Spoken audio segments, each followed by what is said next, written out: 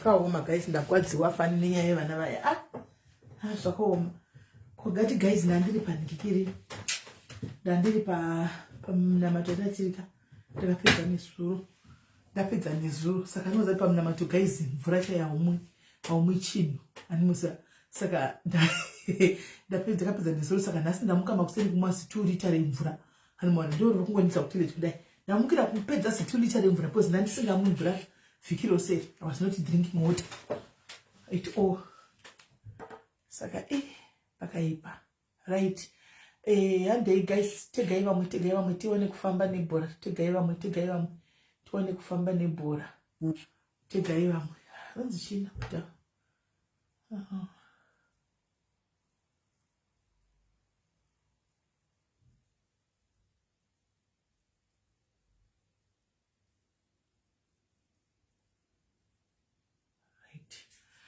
We are guys tapa 189, 120, 194 ngatifambe 20. 200, 100 tishike pa 350, 100 206. 120 guys. 215 takaenda 217. Ende guys.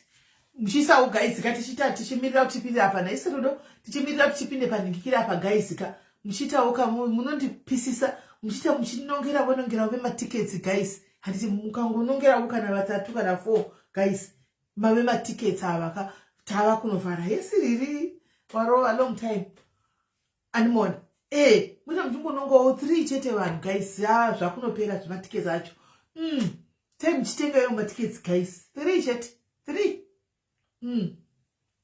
anditika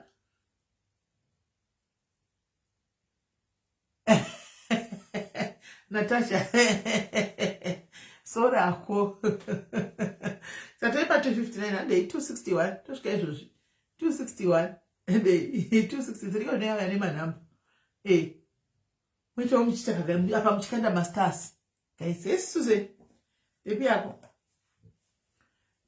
yes my paida, how are you muchikandawo masters guys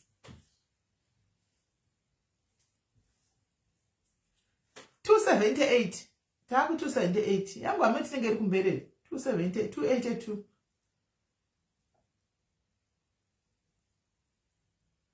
anzi zvose bwanzi ndadzamirwa ndototya kufona kumba nokubvunzwa kuti when are you getting married ende mubvunzo wayo haungoiti naiwe kunge vanokupa murume wacho kuti chirogwa uyu murume uyu kunge varume wacho vanongori easy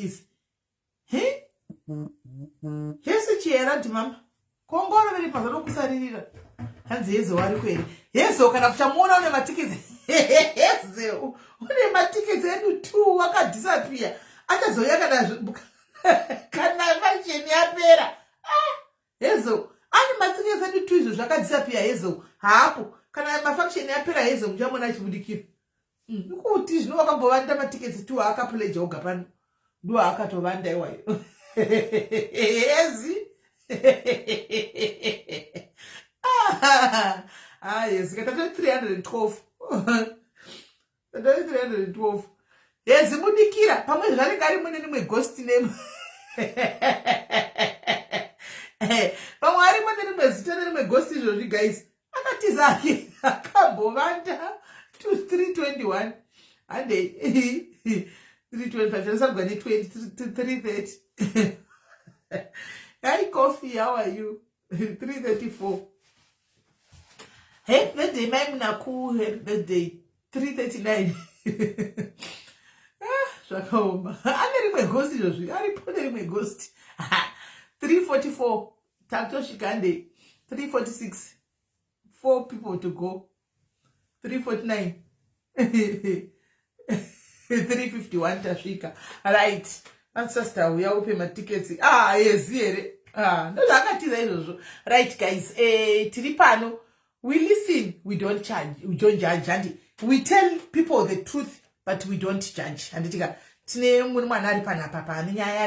let's call here things when she say.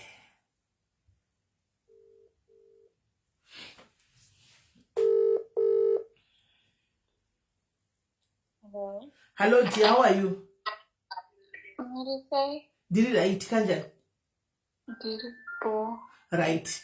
ndiri palive panapa nyaya yako ita one phone ine maecosystem yako ita one phone dzime imwe phone ndine one minute phone yangu initori neproblem minute ndiedza kubvisa paloud bvisa paloud right takutozwa zvakanaka right saka toda kunzwa nyaya yacho kuti nyaya watiunganidzira pana padei asi hatidini nyaya inobhenda hatidi nyaya inosirigwa tine nguva saka nyatsaudodemberako nyaya yose sezvairi tiripo takupa mukana kuti utaura. So last year I found out that I was pregnant. Then during the time when ndakaona kuti ndine nhumbu, boyfriend yangu anga asiri kuUK, anga ari kuNigeria. So ndakaita matest and then vatonditi it's fine, kana une nhumbu, I don't mind, we can keep our baby. And then vaazodzoka. So paakadzoka patototaurirana zvese, everything was fine. And then akazongodzoka after some few days vanditi I think you have to terminate the pregnancy. And then vanotanga umuti inini it's my first time asandamboita nhumbu, saka kuti ndibvise nhumbu, and from where I come from ukatobvisa nhumbu itori mhosva. Handitaurisa bijani, handitaurisa nyazotaurisa tinyazozana sunyazonzotaurisa. So vandamuti kwandinobva kuti ndibvise nhumbu itori mhosva inotosungisa, so it's something which is very difficult for me to do.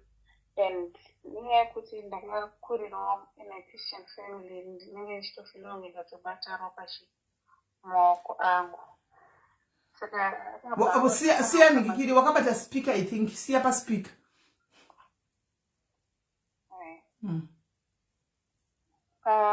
Since then papa kutanga ngondipusha kuti ndinobvisa nhumbu. Chimta inandikwanisa, saka I had to book several appointments ekuti ndite abortion yacho. Ndichiti ndakangobuka nhasi, zuva racho rekunoita abortion ndoregedza kuenda, wondibvunza waenda here, handina. Kuti buka futi, waenda here, handina. Saka ndikazosvika pakuinvolva family yangu, because ndandakushayiwa kuti ndoita sei. So when I involved my family, ndopa akatanga kucooperate, akati it's okay kuti achengete nhumbu. Asi family yangu ndandaudza zvese zvakaitika kuti ndichindibvise nhumbu. Then kune family yangu akabati handinambopera ndamudza kuti abvise nhumbu. Ndakamudza kuti she's the one who has the final decision kuti abvise, ada kuchengeta mwana here kana kuti abvise nhumbu. Saka vanhu vemumba kwedu vangu ndichiko zvinhu zvacho zvokufamba sei, ari kuti haanambokuti ubvise ngawani. Ndakuti aiwa akatondichendibvisa, I think anga kuitira ishu yekuti kubasa kwake akanimanikidza kuti ndibvise nhumbu, ndakada kuzonoripota kubasa kwake aipinda bhisi. Saka pandakangoinvolva family ndopa akatanga kucooperate. And then from ipapo everything was fine. Takatoprepare zvinhu zvemwana zvese, tichitotenga zvinhu zvemwana tese, ma appointments achiuya tichienda tese. So during that time angari ndaigara kune imwe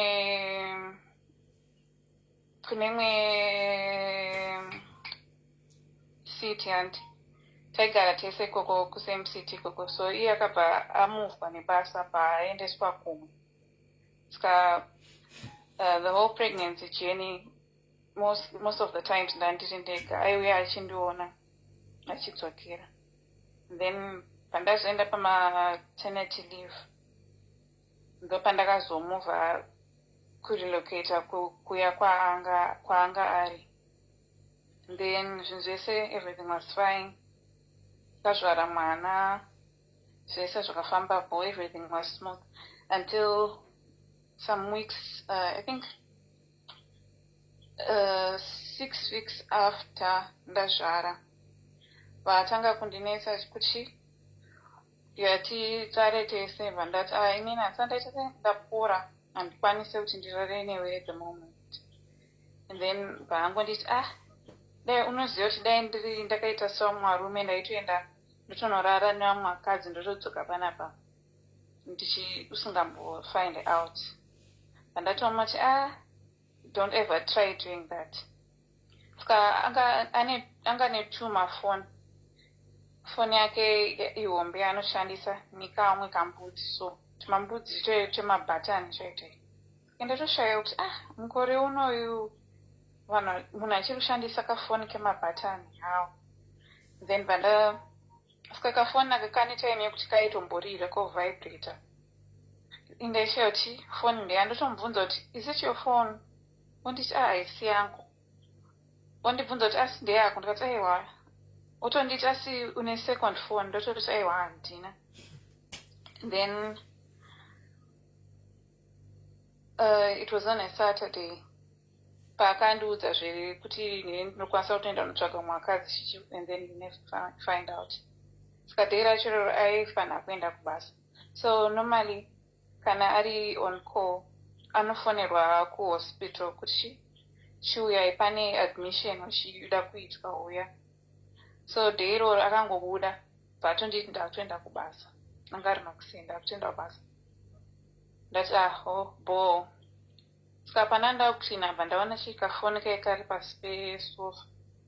Pandangokatora kafoni kai ndakati ndimbovhura kuti ndiona kuti ndekei, because anokadirei kafoni kakadai. Pandatovhura then ndopandakaona mamessages achitaura nema-escorts achitoudzwa kuti kana uchida chinhu chakadai so, kana uchida French kiss 30 pounds, kana uchida chakadai 100 pounds, kana chakadai.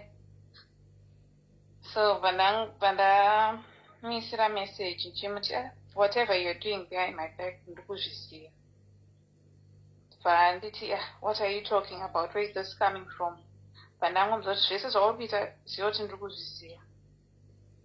Pandifonera nevideo call achiti hey chichi kuitika nditomboziva zvauri kutaura. Ndachomuti iwe chingoziva ndikuzviziva chete. Pandahenga up.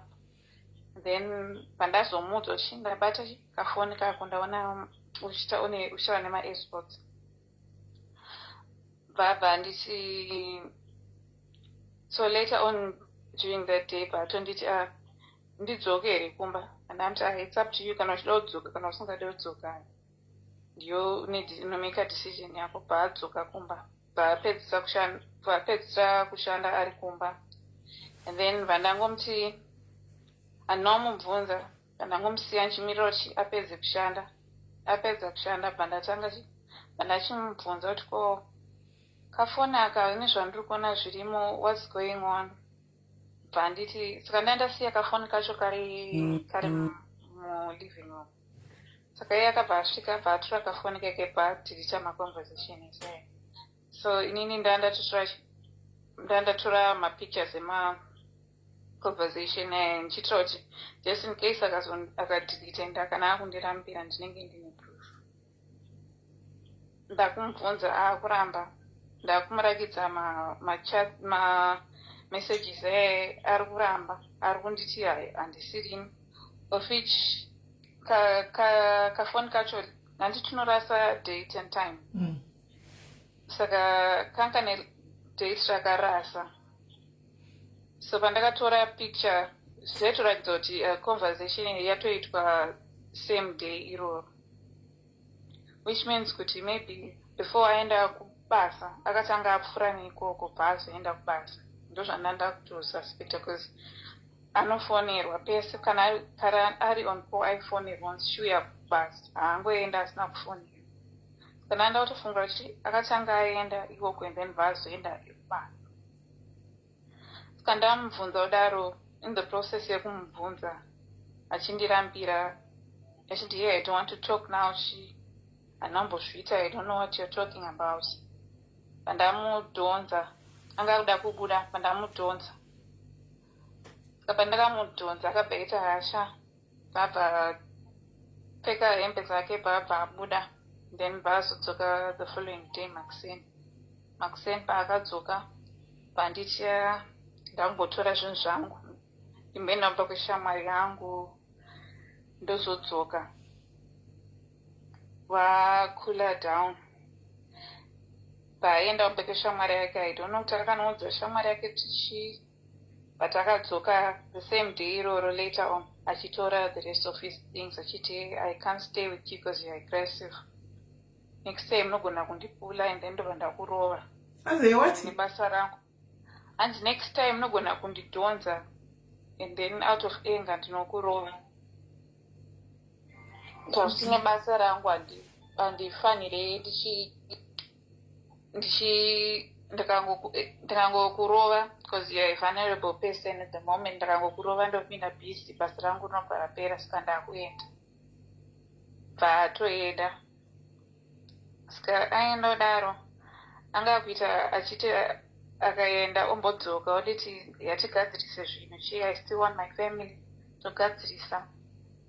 Taakugara tese futi in a space of 2 weeks orongedza futi mabhegi ake. I don't think this is working for me. Omboenda odzoka angoita achingodaro achingoenda back and forth till last week but 1 yobva arongedza futi bva aenda. Saka ainodaro imba ndamuti this time chi kuri kunzi kana adzoka handichade because ndaneta munhu anenge achimboenda achimbodzoka achimboenda achimbodzoka, of which ipapo angatondiintrodusa kufamily yake kuna mama wake nadhedi wake. Vamwe wese ndaivaziva masisters ake. Atovaudza kuti ndoda kuroora pekuti angaindudza kuti murudzi rwangu handikwanise kuroora munhu ari outside of my culture. Munhu asiri iye muibhu, hanzi asiri muibhu handibvumidzwe kurudzi rwedu. Saka akabva nditi regai nditaure nevabereki vangu. Vataura nevabereki vake, vabereki vake ati it's okay, kana wafunga kuroora, kana uchida munhu wako roora naye. Saka apa ndanda kumuti konga tichingoroora nei tikwanise kugarisana chii zvakanaka nemwana. Since visa rangu ranga rakuexpire kuti ndidzoke kuti ndikwanise kuzodzokera kubasa. Sorry, ndinotsacha. Visa rangu ranga rakuexpire kuti ndidzokere kubasa mwana achiri mudiki. Saka ranga ndichirege ndipise as dependent kuti umbochengeta mwana and then unozotanga kubasa later on. Saka apa nekurambana kwatakazoita nezvinhu nekunetsana akabva ati zvichaiteka kuti andise on padependent rake, of which visa rangu riri kuexpire next month and ndakapiwa short notice kuti nditange kutsvaga basa. Kubasa kwedu vanga vakati vanorenewa mavhisa. Saka pesa pana ndakatorelaxa ndichiziva kuti ndicharenewa vhisa rangu and then ndobva ndaextenda maternity leave yangu. So apa pavhisa rakuexpire ndauchifanira kuti nditange kutsvaga basa, futi kuti nditsvage basa ndine mwana, hapana munhu wekusira mwana, and kuti ndiendese mwana kuZimbabwe haasi kuda kuti mwana aende kuZimbabwe. Ari kunditi ndipe mwana ndimuchengete iye. Saka ndakaramba kuti ndimupe mwana. Saka ari kuramba kuti nditorese mwana ndimuendese kuna mai vangu. Arobva nditi you still small, unofanira kumbogara naye until a1, of which hapagarike kana ndisina visa. Saka at the moment anga achindirentera flat nemwana. Saka apa akato flat taifanira kubuda this month, akatoextenda this kuti riexpire October. Saka apa ndikufanira kubuda kutsvaga imba kuti ndigare nemwana, of which kuti nditsvage imba vhisa rangu rakuexpire handitombowane imba because vanenge vachida inonzi right to rent. Iyo yokuti handina because visa riri kuexpire. Saka apa ari kunditi ndibude nemwana. Aminochada kuti ndiende kupi. Anga akapromisa kuti achatora mama wangu ndiye achaprovide zvese. Saka apa ndanamuti ndichitora kana mama vangu vauye vasare nemwana nditanga kutsvaga basa. Nezuro ndopakanditi I don't think I'll be able to provide zvinhu zvacho zvakandiwandira chichi. Saka ndozvandinosangana nazvo ofichi kuti nditore mama mari yacho handina because handisiri kushanda ende ndichipiwa mari yematernity leave inenge iri shoma kukwanisa nditore mama nekuti nditsvage imba kama ndikokusiri kwanisa kurinyu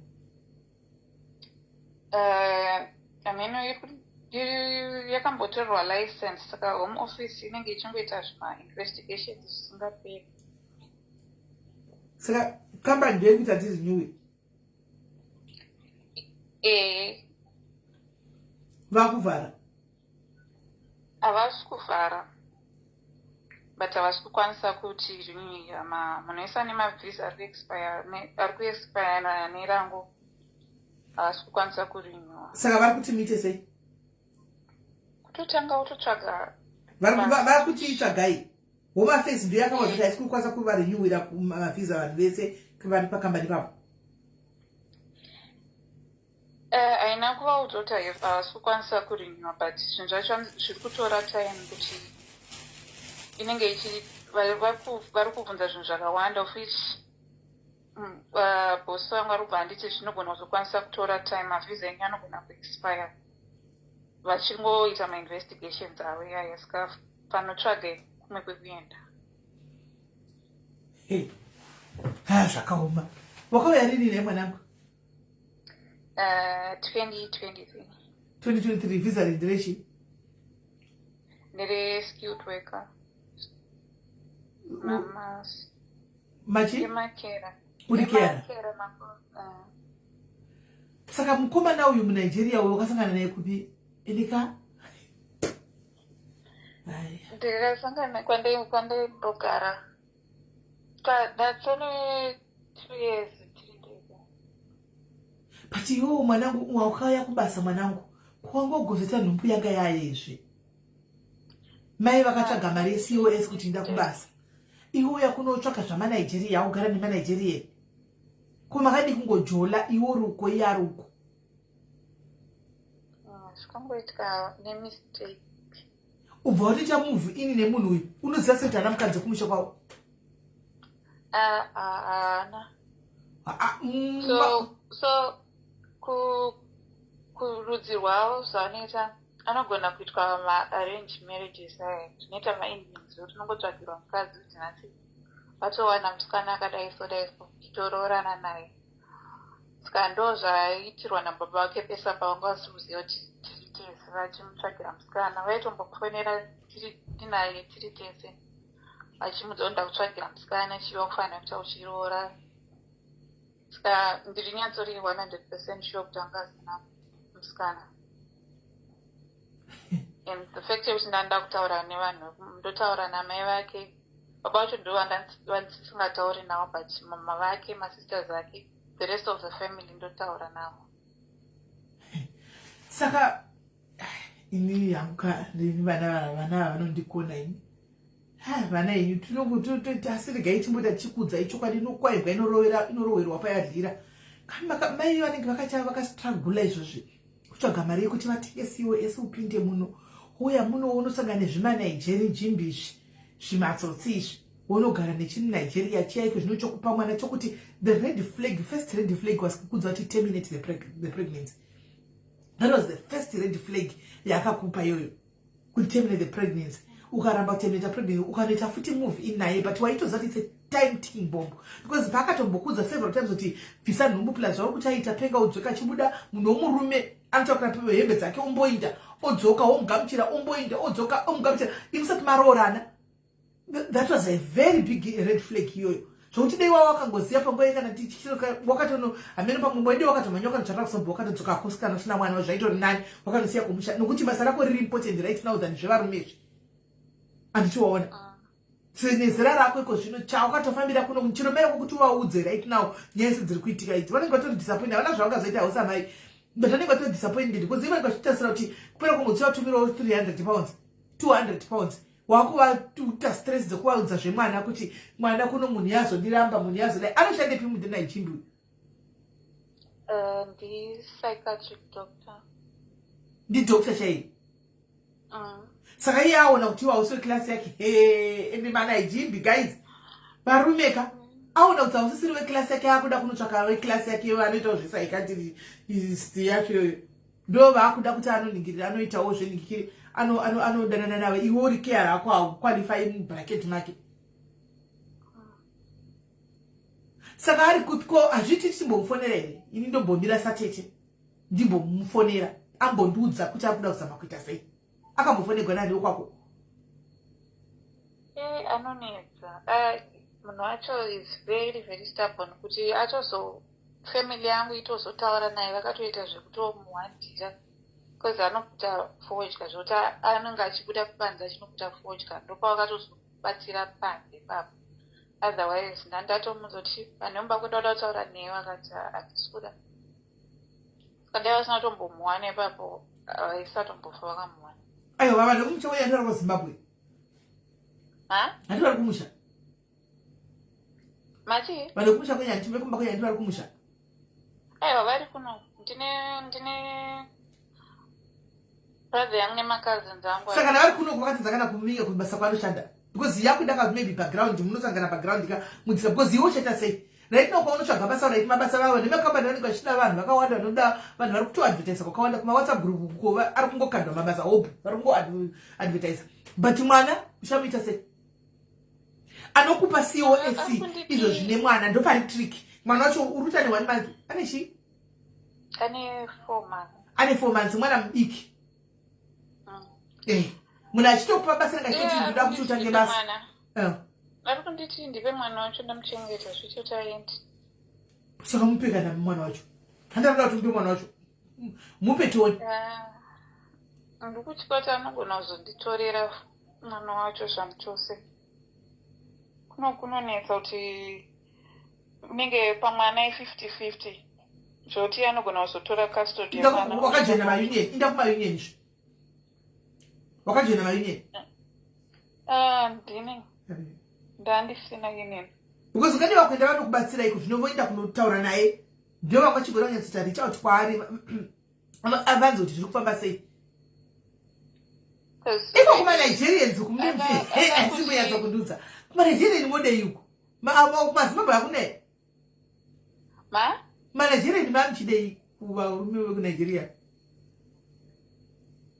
munenge vangodanana murume wako saka mubritish asi iwewewo nyaya dzacho mubritish ahasi ana red passport but vachongoriwo pa sponsorship kunge saka unga kuzvipira kuti uise pa uti dependent usina kuwanikwa asi vana vemazuva ano soka voenda kutamba nelife wanga tozvipira kuti ndochitigara hangu kumba ndochiita dependent rake iye munhu ane mared flag kubva muchitanga kudanana hobho right mbate wakadaro pane munhu aisa message hanzi uye naipinde domestic issues aipinde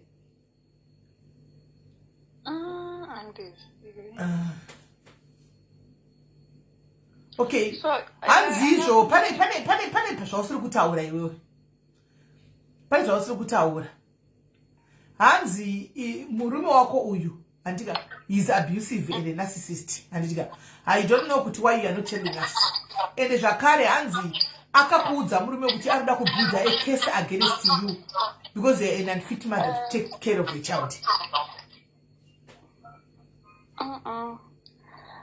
Anoti aiti pese paanouya kumba akaya kana kuzondiona nyangwe pese paanodzoka achitamuva ipapo is always recording everything mune macameras bomba ndo evidence yacho zveyoyo ndo evidence yakwana nemunhu ari kunyorapa tine akatenga 2 mababy monitor saka imwe inenge iri muroom mangu nemwana and then imwe yaigara iri muliving room saka anenge achingotora videos it's either kana kamera isina kubatidzwa kamera yefoni yake inenge iri on so ndaitofunga kuti maybe he's trying to kuti build evidence yekuzoti one day anozoda kuzoshandisa against me and angane arikutobuilda nokuti mavhidhios ari madii arikutobuilda case against you iwe chisumudza musoro ngwari mavhidhios ari kumadii why would you put macameras kumba kwokuti iwe iye hagariko why arikutobuilda case zvataugwa nemunhu ari kundiforesera message kuits true kuti is building a case against you takutorere mwana wezvachose mwana anoda kunigeria. And then aroti pese paanenge auya ipapo anobva awandisa mapanga achiti I don't feel safe around you.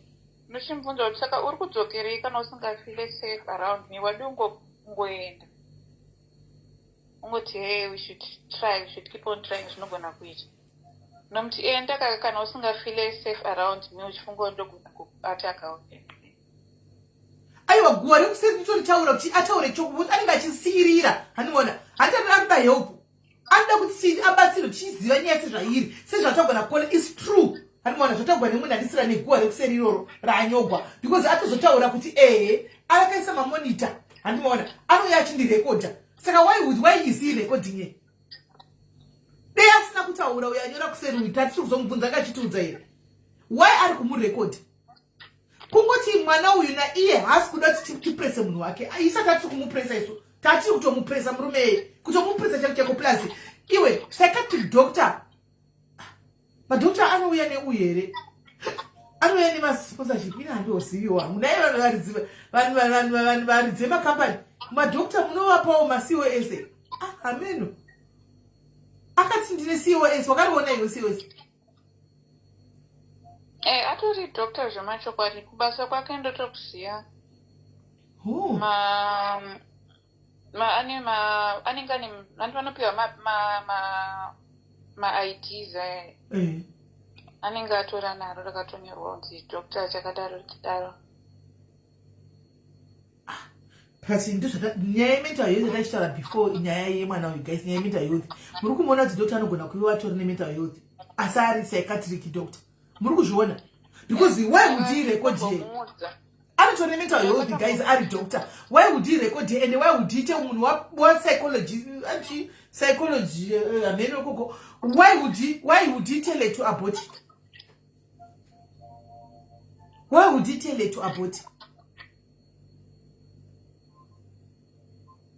munhu anoshanda naizvozvo anotozati zvinogona kuafekta mental health yeumwe munhu obva amutinda unobvisa nhumbu several times anotopiwa nemental health issue.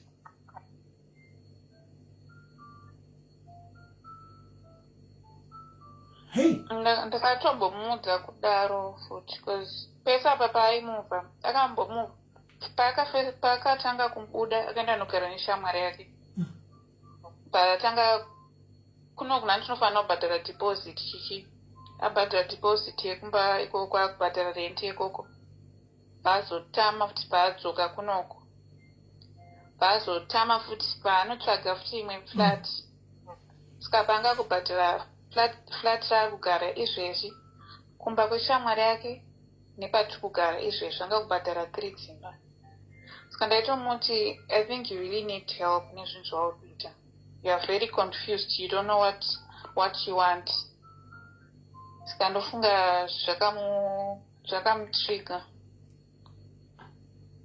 Zvino iye ndiye wotrigwa ari munhu wechirume pane kuti iye ndiye woda zvokutoti kwaenda trigwa iye ari munhu wechirume pane kutoti iwewo. And apapa he's trying kuti andifasite kuti ndibve panapa. Last week but one akauya I think it's last week akauya anga ndichi ndoda kuya nditore mwana ndimbosvika naye then auya kudaro pauya nemumwe musikana kuti auye nozotora mwana ko musikana uyu ndiye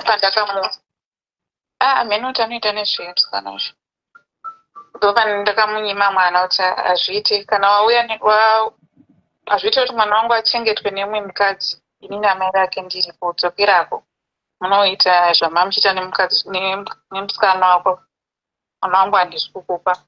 Saka ever since deiroro zvato from bed to waist. Akabuda rini mba?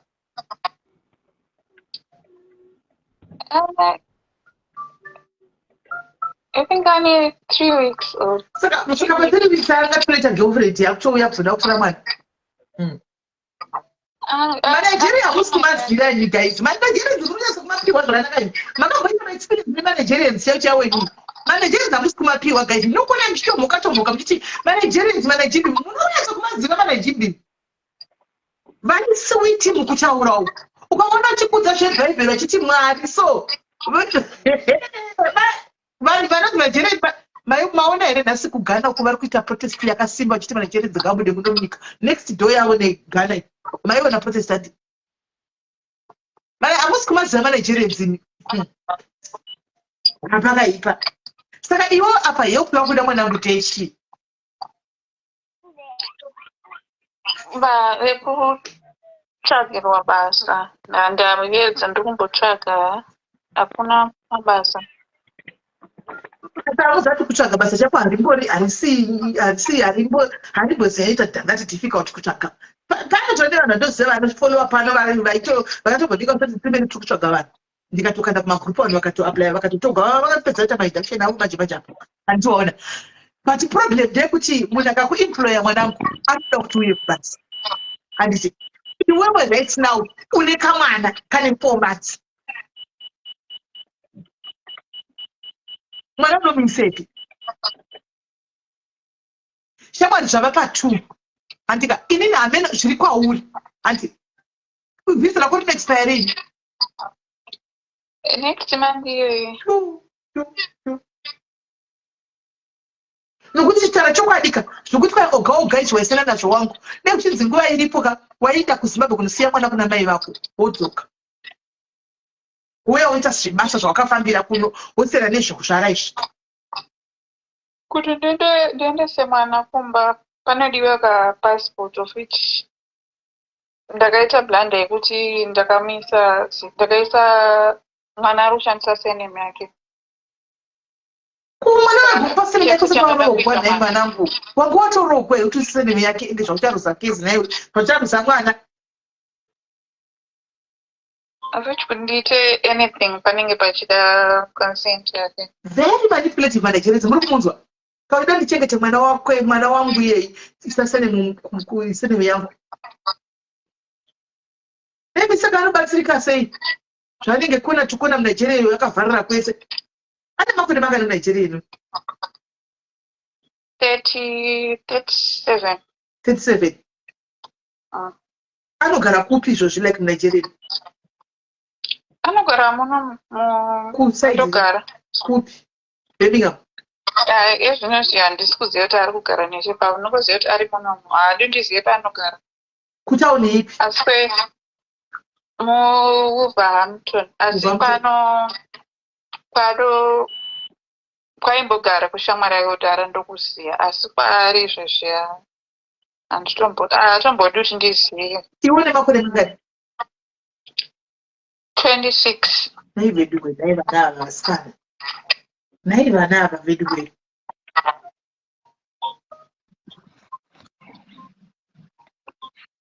I love that.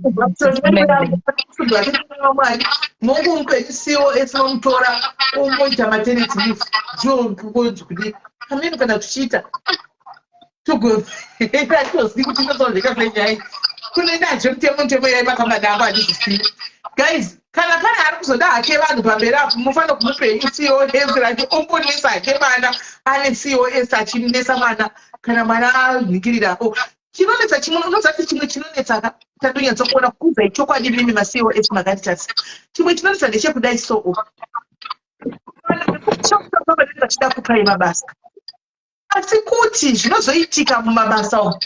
Vamwe vacho vakutoita kuti kunotora maNigerian nemaGhanaians kutori nani. Handiti maona kutori nani. Basa rachona munenge musingasaiti munotiza basa like mukapiwa hamutani kutsvaga maswitch like munogara muchingotsvaga maswitch.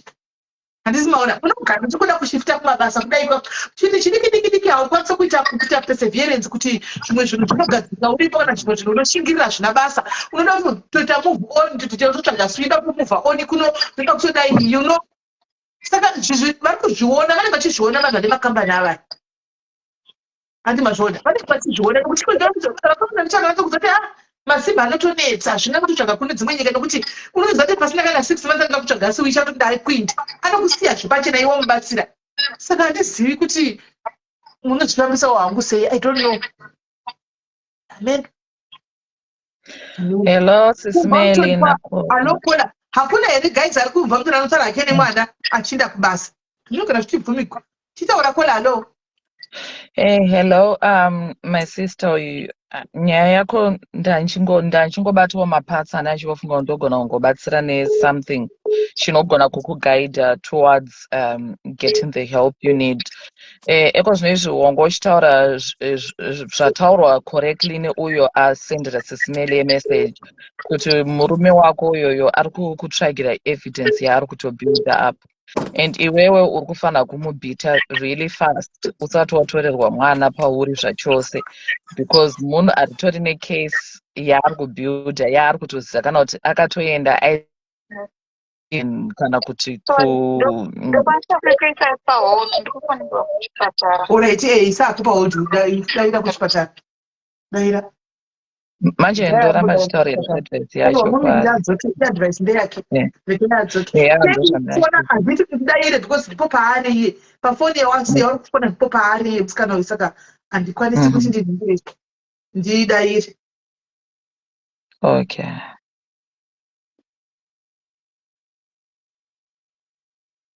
Zvakaoma.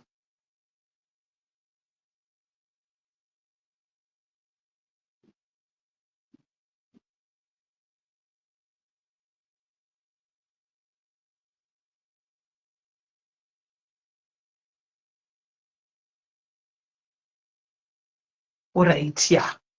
Pane munhu auya neidea imwe panapa regaitinzwe regai auye timupe. Ndizvimbe maCOS mubura haakubura chete murira baba haamabura haamubura ndokutendai haamunobura Sisimeli. Musikana uyu ati ari kugara mumba mani yeko zvinezvi, sorry zvimwe zvachinoti ndandiri kubata mapatsi ndandiri kumbopick up vanhu, but ati ari kugara mumba mani izvezvi? Mumba maanga achigara neboyfriend ikabuda ikamusiya. Now boyfriend yake yakaziterminata lisi ari kuchibuda.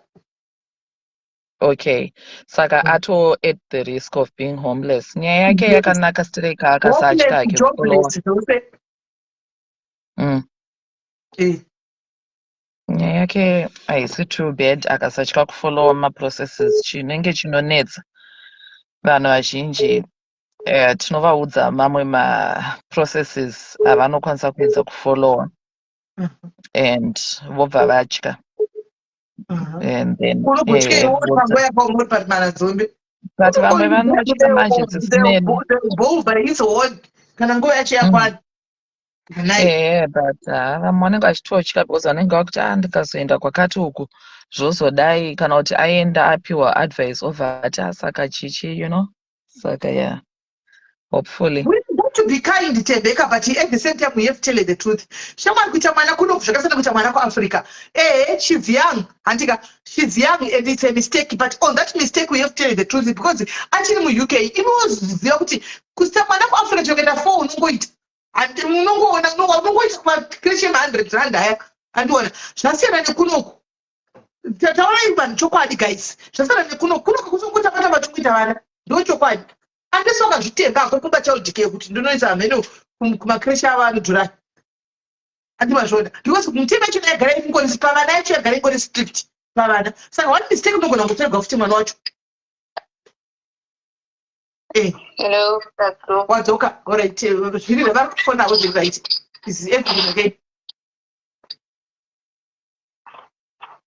Hello, mwana, is everything okay? Alright. Chirega unzwe, iwo chikuda muri kwako here? This time I'm sure because I'm watching it back and forth. Oh.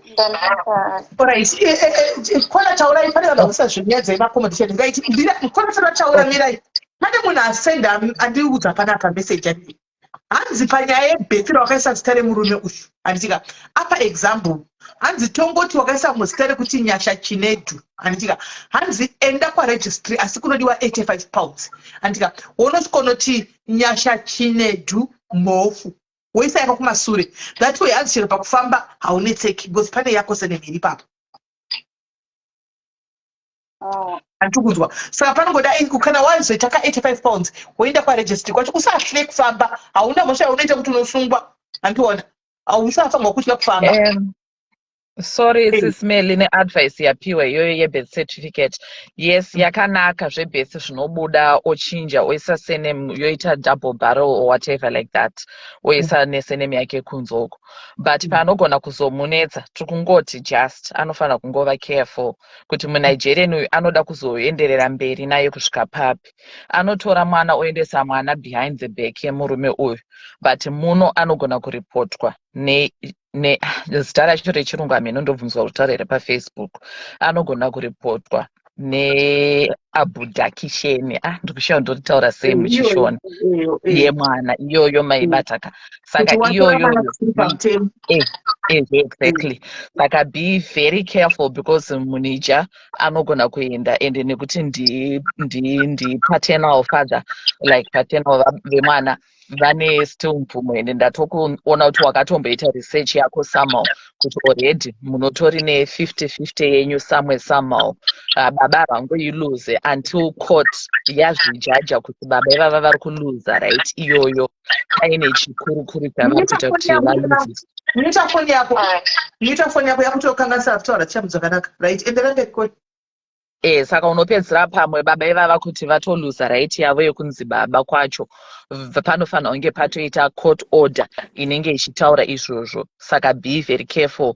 Yakanaka advice yekuti chichipa birth but ungwarire pakuendesa mwana kumusha zveganyabvu already baba ava vagara vari kuratidza kuti vari kutocollecta maevidence ndokwana ndambotangira ndichitaura kuti vari kucollecta maevidence saka kana vanga vakaenda vakasika advice wherever kwavakanoitsvaga baba avo or even vanotozviziva kana vari doctor psychiatric doctor wemashuwa but at the same time be careful also bheji rawataura handizoti une imwe evidence yaungo uchataura yekuti baba ava ndi-psychiatric doctor kana wakangoona bheji anyone else kunzoko anokwanisa kunoitisa bheji anokwanisa kuenda chero kucorner shops enge kuno kuarea kwaunotogara vakazara ikoko kuwolves ikoko vanokwanisa kutonorigadzirisirirwa muroad muchishopu votouya nebheji ravo vachikuratidza kuti ndokubasa kwavanoenda ivo pamwe hakuna kubasa kwavanotomboenda pamwe vanotogera havo vhudzi kana kuti ndibhabha mheno kupi so be careful about that kana uri kutemba kuti haangambodaro nekuti ndi-psych doctor but zvisinei vanhu vavo vanenge vaine maregister futi I think I know senge manurses handi kune inonzi chii NMS whatever meno yemanurses kwavanochekwa handisi madoctor register ravo kuti futi madoctor kana kuti mapsychiatrists waya vane pavanokwanisa kuchekwa here kana kungo just for your comfort kuti uzoti zvishuwa ndo basa ravo kana wakuda kuzovatreka mangwana kana paine zvauri kuda kufollowa through navo vashaika pamap but panyaya yako iwewe takudzokera panyaya yako futi kuti ubatsirike kana usingatyi hako iwe da waenda nawawa nerisk yekuva homeless that's one uritori at a very high risk right now besides nyaya yako ye-immigration status or whatever une no recourse to public funds nenyaya yekuti zvoni ndanzwa uchitaura if I'm right kuti zvoni are you a dependent or uri a course holder on your own right now? Akazoramba kuiswa pa-dependent. Yeah, it was going to be different if you were dependent, but kana uri a course holder zvikureva kuti zvona hauna recourse to public funds, but that doesn't stop you to seek for the help that you need to seek out for, such as you can call your local council ovaudza kuti zvoni une risk watoita homeless until the data mino ndamboverenga something briefly just mu-comment section kuti inonzi list yenyu yakaextendwa until October but even until then it doesn't mean kuti you have to wait until that October. You have enough evidence yekukudzinga kwaari kuita, kana ari kukutumira mameseji ari mavoice or whatever, kana ari ma-text messages. Keep that as evidence, all that information, because inokubatsira. And at the same time, izvezvi zvimwe zvaari kukuita, pane cohesiveness, pane abuse hakusi kurohwa mambama kana kutswinywa kana kuitwa sei. Ari kukuchikidzira. Emotionally drained. Yes. Ari kukuabuse achishandisa sort of like immigration, and at the same time ari kukuthreatena kuda kukutorera mwana. Anyone who does that is actually being coercive towards you, and that's actually a very big abuse inotonetsa muno mu-UK. So with that, where you could go right now, maybe kwaunokwanisa kunyatsobatsirwa vokulainira up exact steps you should take, unofana kufonera the National Domestic Abuse, or because you're in the Midlands area, you can call Wolverhampton, I'm forgetting their name, but you can call vamwefto anonzi Black Country Women's Aid. Manumbers ese wayo unokwanisa kuwawana online. Zvese zvaunotaura navo will be in confidence. It's confidential, and hazvikutrese kunzi iwewe vanokujaja kuti zvoni you are being an unfit mother or whatever. Vanotokugaita vachitokudza kuti apa hapana kujeka so. And it is so that iwewe you are equipped with the right information and the right words and the right language and the right places to go. They will signpost you as well. Yeah, the one I was thinking, the Wolverhampton Haven. Ivavo vanotori even nema-refuge like dzimba dzevamwe vakadzi, but because you'll be protected. It will give you time to delay because organizations. But because une no recourse to public funds, sometimes vanotora. It's kind of like discretionary. Then sometimes they will not take you. Of course, most of the times they will not take you. But because unemwana uyo wakazvara munomu uritori very vulnerable, and unotori very vulnerable zvekuti council yako inofana kuita look after you nemwana, and it so usatye kutsvaga help yese iyoyo or whatever.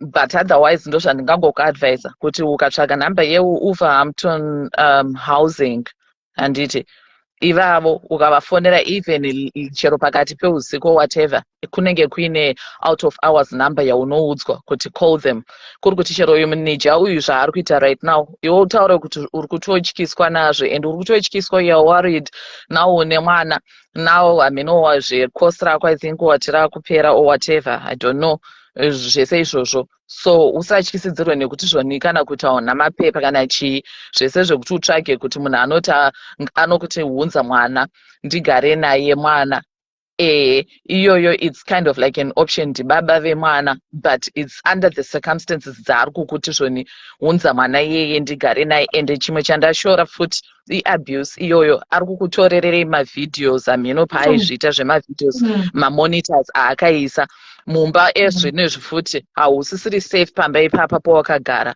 Ndo very strong arguments aunenge uinawo why wakagara pamba ipapo pekuti anongouya paada iye akabuda, he moved out. Yes, anogona ari baba vemwana wako, but also maybe pane nyaya yekuti marentals ndiani ari kubhadhara marentals. So in that case iwewe ndo inenge iri argument yako yekuti hurumende iri kufanira kukuprotecta kuti iwewe sei kana iye ari kubhadhara rent ngaasare nechilisi chake nerent yake iyoyo before October yeye waakaextenda. Hazvina nebasa rese kana wawanirwa kwekuti uende unowanirwa. It could be even a hotel room, but if I was you I would take it. Kunyaya yemapepa ako kune inonzi DVD concession, NVD, it's a long word anyway.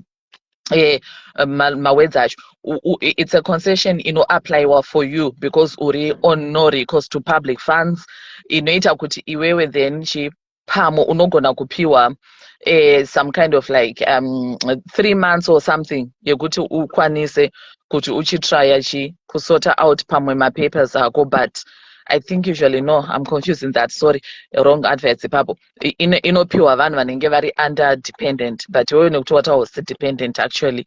Handizve panyaya yemapapers though, kuti zvinhu unenge wakuzoita sei, but still kune inonzi refuge whatever line iyoyo ukavafonera woexplaina zvese izvozvo kuti now uri under pressure yezvese izvozvo, but right now chinokwanisa kukuprotecta kunyanya inyaya yemwana wako ukambowana pekunogara nemwana pari safe zvecourse woita uchisorta out alongside that nemapepa ako, but first nyaya yemwana nepekugara pako at least ukasota iyoyo uri pari comfortable, then you can explore mamwe machannels. Chero ukanopiwa refuge haikudzinge even after 1 year, after 2 years unogona kutogara ipapo iwo uchichase uchitsvaga chero switch yako.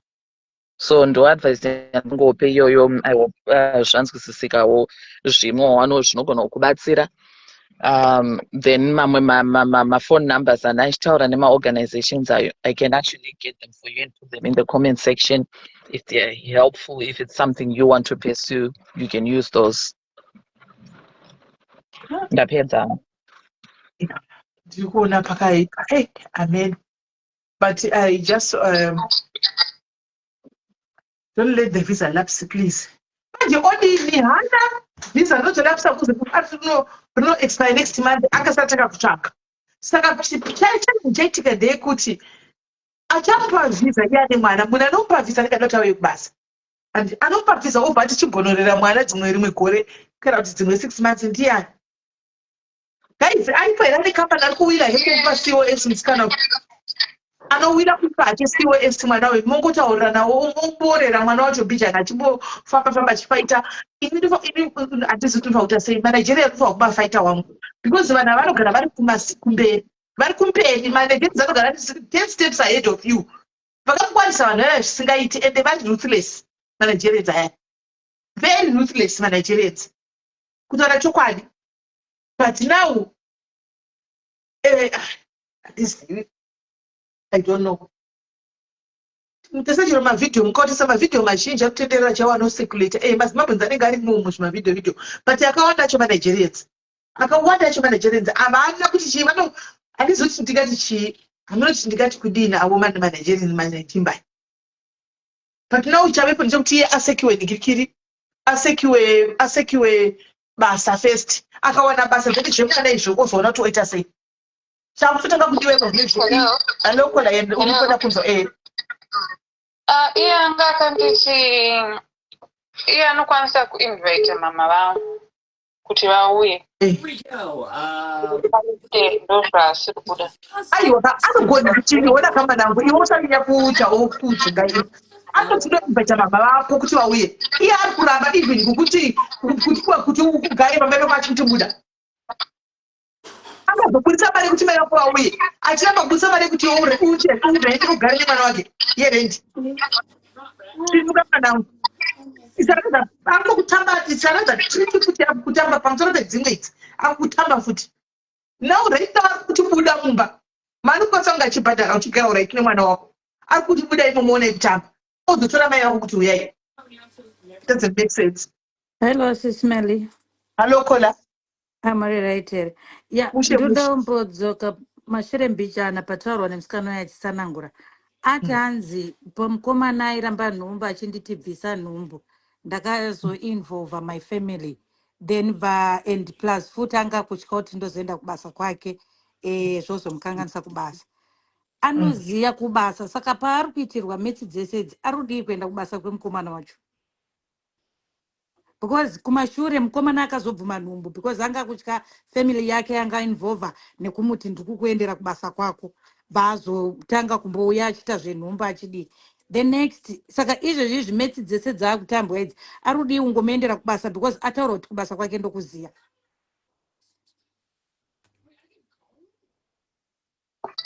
Saka ndiri kutya kuti ndakada kutotanga kuita zvehondo naye iye obviously is prepared. Guys, this guy is taking advantage of Manawi. Manawi is only 26. This guy is 37. And Mona, this guy is taking advantage of Manawi. And even the Mashokato Mufundusira, my video, until Mona, Kutomukau is a Kutomufundusira. She's just a kid, Manawi. Why never does she know? Maswera sei Sisimeli. Yeah. Dziraitika njani? Ndiri right. Ndoda kumboshare a little story about this Nigerian. Ndimbokudzai kuti vanhu vavava mwana we akatangirwa. Hold on 2 minutes call. Right. Pame I send a message pana panzi Sisimeli, I'm listening live kwenyu. I am in that situation. Ha? Shame. Emergency. That's Alright, what that's ndinapona. Ndauya okay. WhatsApp ndakatsvaga help from New Era domestic abuse and national domestic abuse and being helped a lot. Ndakatotsvagirwa pekugara right now. There you go kola. Uri kundinzwa mwana? Okay. Atopiwa pekugara usho. Anosisitemi exactly say akwasitira kuzomutitiwe nyaya yake kuti dzakafanira kwazo zvakamira sei. Kola vachitaura taura here. Okay, ndoda kungoshare a little story about vana ava ndikuudze kuti vakangwara mwana wemusamushore vanhu ava vakangwarisa zvisingaiti handisi kumushora sister yangu iyi tine client yakamitiswa nemunigerian muzvo zvandotaura client yes Client is now. Mira nditaura sisimeli isi toita supported living handiti handimuzoi kuna vanhu vari independent handimuzoi kune maclients ari independent. Yes. Akaenda out handi anoenda ega ane care plan yake inokuti anoenda ega aenda ega anoenda pamadating sites akadheta munigerian sisimeli ndiri kutaura zvegentleman jinda murume akasvika akaibva kuti mukaona munoti zvamukutaura zvezvekuti vamwe vanhu vanochengetwa ukavaona haufunge kuti munhu anorwara unofunga kuti munhu ari normal. Akamitisa musikana akatanga kunyeperwa achinzi chengeta nhumbu akamufraya akamubika akati ndoda kuroora ndoda kudii yakazoti nhumbu yazvagwa handiti ane zvaanenge akatarisira ndobva paitwa mwana ndobva achitanga kuita rafu mwana ndobva aenda kuchipatara ndobva asvikotaura kuti handiti uyu obviously ari vulnerable akwanisa kuchengeta mwana ndobva asvikomera kuti ndine baba womwana ndoda kuchengeta mwana wangu ndega.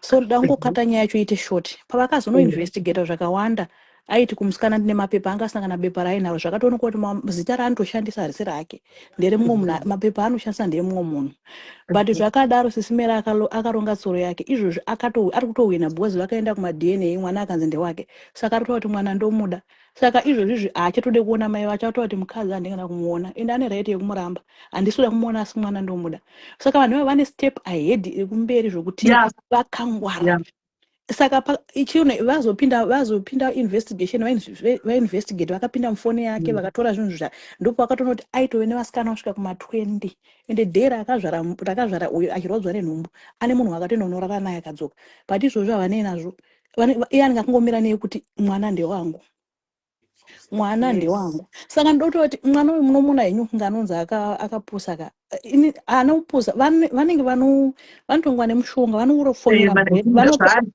vanopa rudo remufirimu ramunoona ravanoekta roya ndo rudo rwavanopa saka fungai kuti kana vachikwanisa kukolonaiza murungu wemunyika macho musiya kusvikogarira pamusoro pechingwa chake kudya kusvikotsamutserendende pachingwa ko kuzotiwo zvake munyanya wangu ende munhu ega ndiri kufunga kuti haatoshande sisimeli anogona kunge vanhu vanongouya handinozviziva vanouya voita madhira anogona kunge asitori chiremba aine zvaangakataimira zvake ane zvaangakataimira ipapo munogona kuzonzwa akutotaura kuti ngatitoroora ndiite dependent wako kwada ndisatore mwana muchazoona pamberi pacho anenge aida kutraya kumumanipulata kuti ngatitoroorana ngatichati kanoda kuti ndigare newe nemwana anenge atori ahead zvakafanana neuya akaiswa mbomo anogona kunge akaisa zvese nematranslator zvekuti nyaya dzake dzidzi anenge achitora dzidzo gona kunge dzichirekodwa dzese vakangwarisa saka zvokuti anzi manaija be careful ndakatoshamisika kuti kumitisa murungu utopedza unomira pamberi pedara achitaura kuti mwana handidi mwana ndomuda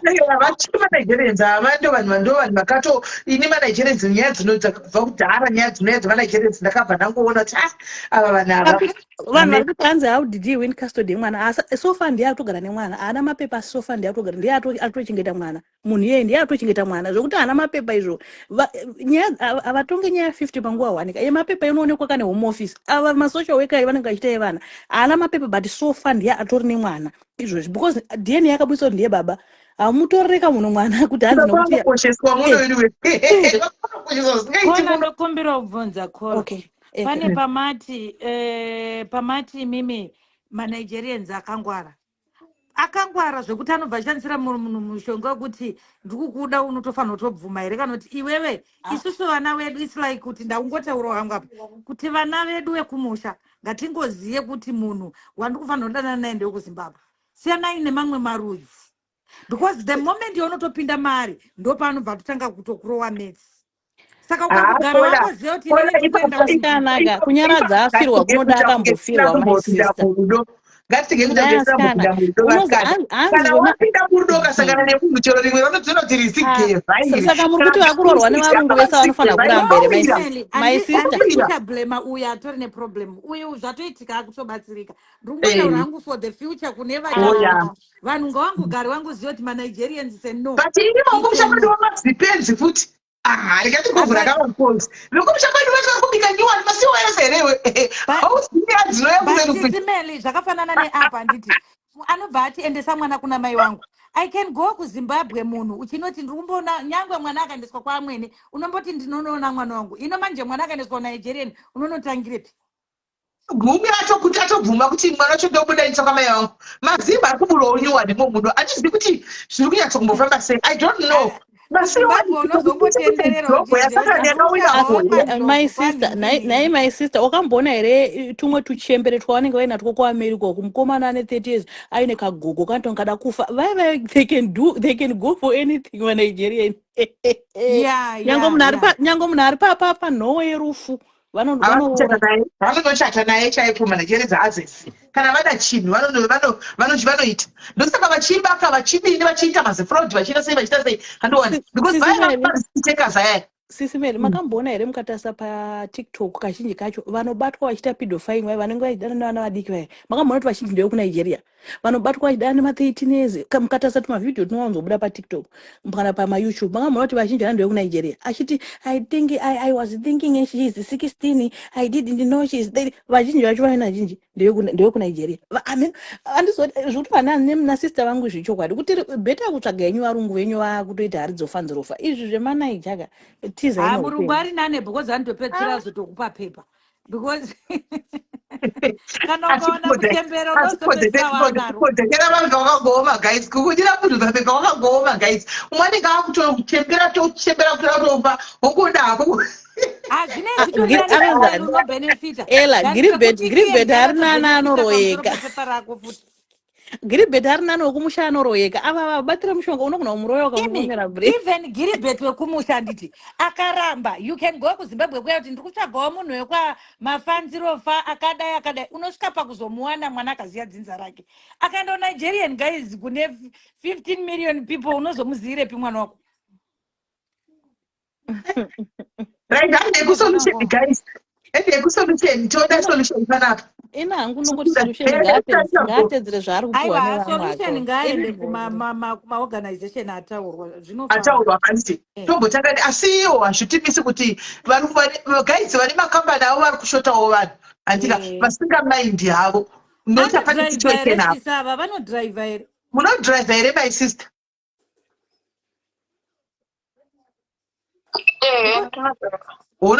Driver zvinedzi at least akaona anobatsirawo anotoningirikina Miracola wanga uchitodriva here mwana? Ndinotodriva. Unotori nemota? Mota ndinayo. Okay, apo because hatidi kese kuti nokuti vanhu vazhinji vanongotadhodhiraivha ka ari pazimba zvotengwa kachipepa izvi uya kuno mudzobaiwa mota dzavanhu kudhunurizo anomaona saka anodhiraivha. Saka raiti guys vanhu vane makambani aita dhiraivha panapa atika let's negotiate guys.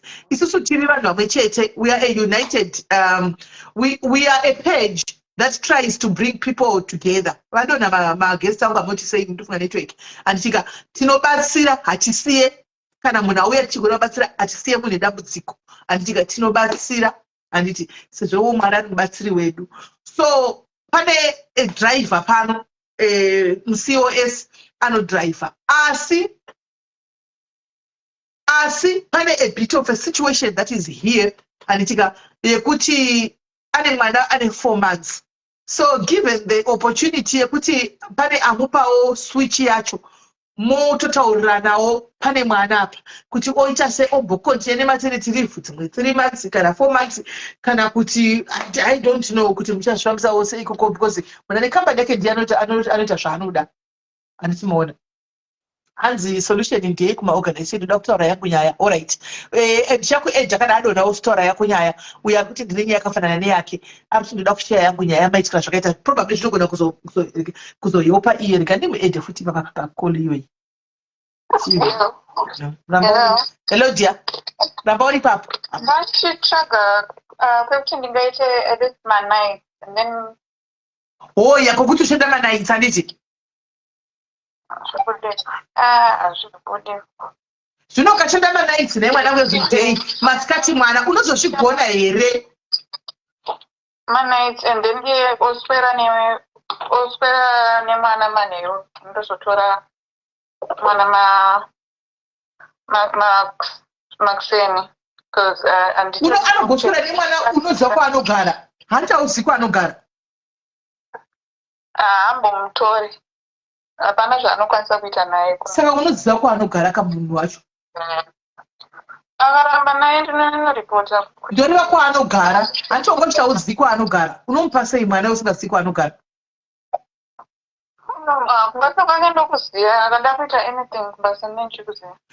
Ko ngikiri uri right kuti mwana aya anozora noti wati ave nemwe girlfriend ka, kuti mwana aya anenge achienda nemwe girlfriend. Are you okay? And 4 months, are you okay with that? Papa, I'm not okay with it, but handina option. Handisi kuziva kuti vari kugara vese here kana kuti ari kungoitwawo painkiller or something, I don't know. Waramba utingwaya murume, but atiri kuda kutsvaga solution kune murume wako. Zvino waramba hako, because taito tichifona isusu achitaura ka uchirekodhawo, you are going to use that recording tomorrow kuningirikiri kwamuchaenda kumberi kana kuri kuti zanetsa kuti recording ndinayo iyi uyu achiti zvakati. Handiti mutaura chirungu. Ndinomurekodhawo mazuva ano, ndorekodha kana ari maconversation. Right. Pane auya panapa hanzi kuwadi kwangu kuri kudiwa kune vacancy yemabhendi 2. Handiti mabhendi 2 ameo ndo chicho kuva mutoni ikoko. Gandipiwe pekuti uapply NHS. Pano kutora.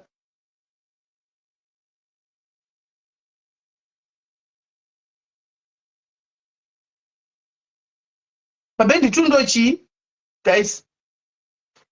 Mabhendi 2 ndochi, ndikatimigwe ndikikiri kutoapply nhasi chai. Hanzi ufone ndikiki uapply ipapo ku-NHS kuva mutoni ikoko. Mukuwodi kwake kurudiwa vanhu vemabhendi 2.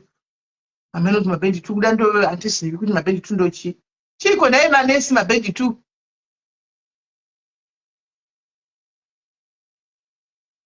Munhu wake anomuda haiwa 26. Munhu wake kumuda achiri kumuda. Ichaza kuti murume ndiye asingasadi. Akadzoka nhasi angadzokera nevanzokera na.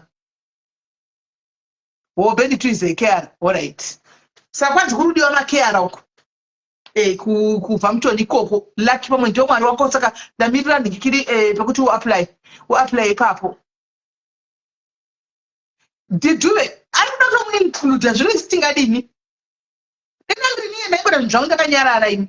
Ungoshandisa kana kuenda kubasa. Ungona kuti mwana anosiya pai.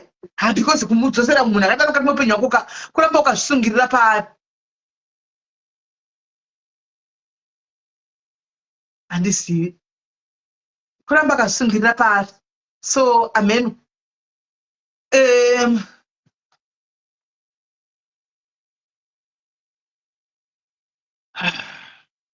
Ari hasi kuda tafonegwe saka hatingapindiri. Hasi kuda kuti afonegwe. Yanga achida tifonegwe. Hatombodaire foni kana kuita. Hanzi adaire foni next. Kutaura naye ndinenge ndatonetsekana. Ko kambotipa ndikazama karamba waramba. Ko kambotipa ndikazvizambira. Ndichedza kukupai but chichauri kutya kuti tinoudzwa nemukomana mwanangu. Chausina kutiudza iwe. Chii? nyaya dzekuti ndinotsvaga malawyers munaye kuti kungoita hadzina basa dzemalawyers we can handle zvokuti dzatikaitsvaga malawyer ane basa reko malawyer kuti malawyer acho anorume here ndimwari hanti vanongori vanhu vane basa reko zvimwe zvinhu zvamunongotyisidzigwana kuzana basa rese iwe ndipe nhamba indidhile naye kana aramba kudaira aramba kudaira kana adaira let me deal with him. Ismail ndozvinoita vanhu ivava. Let me deal with him for you. kana adairada kana asina because iwe akatokupima akatopedza newe kudhara ende akuti advantage kuti uri mwana mudiki ngaataure nesu titaure naye isu atiudze tada kuita sei newe ndakuza kuti ndipe roo yatete vako ndimboti tete nditorera tete vako muno muuk vavo vatete vavo ngarigongo asina kumbomudza kuti ndatete vangu vari muuk nhasi ndo pandobudikira ipapo ndimbotaura naye kuudza kuti am there tomorrow am coming to your workplace tondada kunga pabasa here nenyaya dzakadai ungada kunga pabasa here nenyaya dzemwana unless you are hiding something from us tokushira notiudza muri munhu aiwa hapana chandikwega because tinotaura naye kana anavanga kubatawo aramba ndichakupai namba dzake rini ndokuisrai kuwhatsapp isa kuwhatsapp let me call him taure naye ndinzwa kuti problem yake ndechi ende ari kufunga kuti ari kufunga kuti kudine mwana let's hear ende tichitaura tichirekodha mangwana it will be used against him in the court of law. Problem ndekuti uchiri kuda wako munhu wako we understand kuti uchiri kuda munhu wako is true but munhu wako hachadi munhu wako uyu red flag yekuita chibhena foni mumba chibhena foni chekuita zveescort ndo red flag hombe ifoni chiri ende handizoti ndisati tibuda vana vangu waiwa foni chiringa iwe wobvunza kuti foni yako oti aiwa asi waona foni yakadaro asi waingolesa hamene zvaiitika pakati penyu chaitiwa waishandisirwa zvakamushonga foni uri kuiwa chibhena foni chiri kuringa mumba wobvunza kuti naione foni yakadai yausingazivi iwe oti handisirini iwe hauna foni yobva kuti oright skanda shame hakuna more damage muuk prudence netomboitika hakuna because muuk muno there are so many options to explore kana asingatyi chete problem vanotya hakuna iyo uk yakazara neafrica maimwana kune mitambo yaka kune zvakawanda zvanokwanisa kuita musikana zvangatidzwa panapa zvese zvezvi she can't do that zvakawanda zvapatingodhanzi to escalate hakuna agara ari kutongoabhisa mwana uyu kudhara pane abuser strong ndikukumbirawo kungo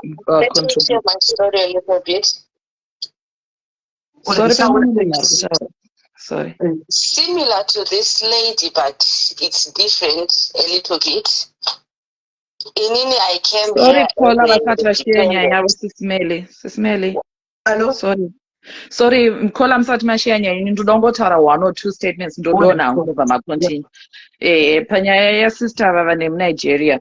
Munogona muri kumisa at more risk and more harm, you know, kana kuri kuti zvoni munhu ada kumuzomendera kana kumatare edzimhosva anonosvika nyaya yake iritori weak for her because munhu yaanogona kunoshandisa idea yekuti statement rekuti akatuma vanhu vake kuti vandifonere veukama kana vanani, you know, maybe dai ataura nemi kana kumasure kana asiri kuda kutaura palive pamwe pane zvimwe zvaanotutwa kana zvaakaitwa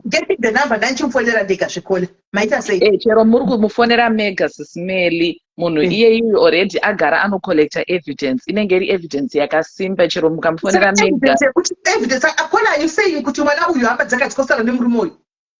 hama dzake chaidzo akabitsa mwana wangu amutabudza mwana wangu kuti mwana wangu buda munogona kudaro sisimeli but mutemo wemuno ndangoti tibatsirane sisimeli mutemo wemuno kuti samai handina sei munoda kuti mimi hamuna sei here kuvanda nenyu muno kuti muuk muno kana uri mai ukapindura ukafanira kukwacha iwewo kuti in terms of saying yedu pachivanhu chedu tine saying chero ndirini ndaifila like that but kana zvaakuzoenda kuzvimitemo zvemaabuse zviya inini ndikurerekera ikoko kuzvimitemo izvozvo zvenyu zvekunzi hamaika havambozvitarise because murume uyu anogona kutoti ivo vaitondiabusa nezvehama zvake vachindifonera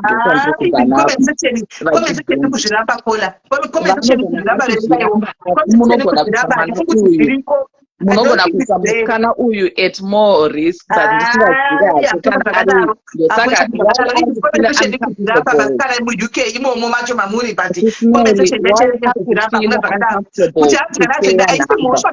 haisi mhosva kekuti ndikunotaura naye kuti my brother I came This is my brother's daughter, right? I just want to understand because she's telling me that she's supposed to go out and she's homeless, right? What is really going on? Come on.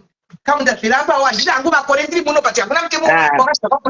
iye anongodzwa zvinomubatsira ozoona zvinomubatsira munguva achataura hedu chero vamurekera kuti munhu wakambodzwawo vamubatsira. Thank you very much. Okay, regai tidonhe hedu ataure Alright, sharp. Aiwa mutemo wakadaro ndokusina zvekaisi.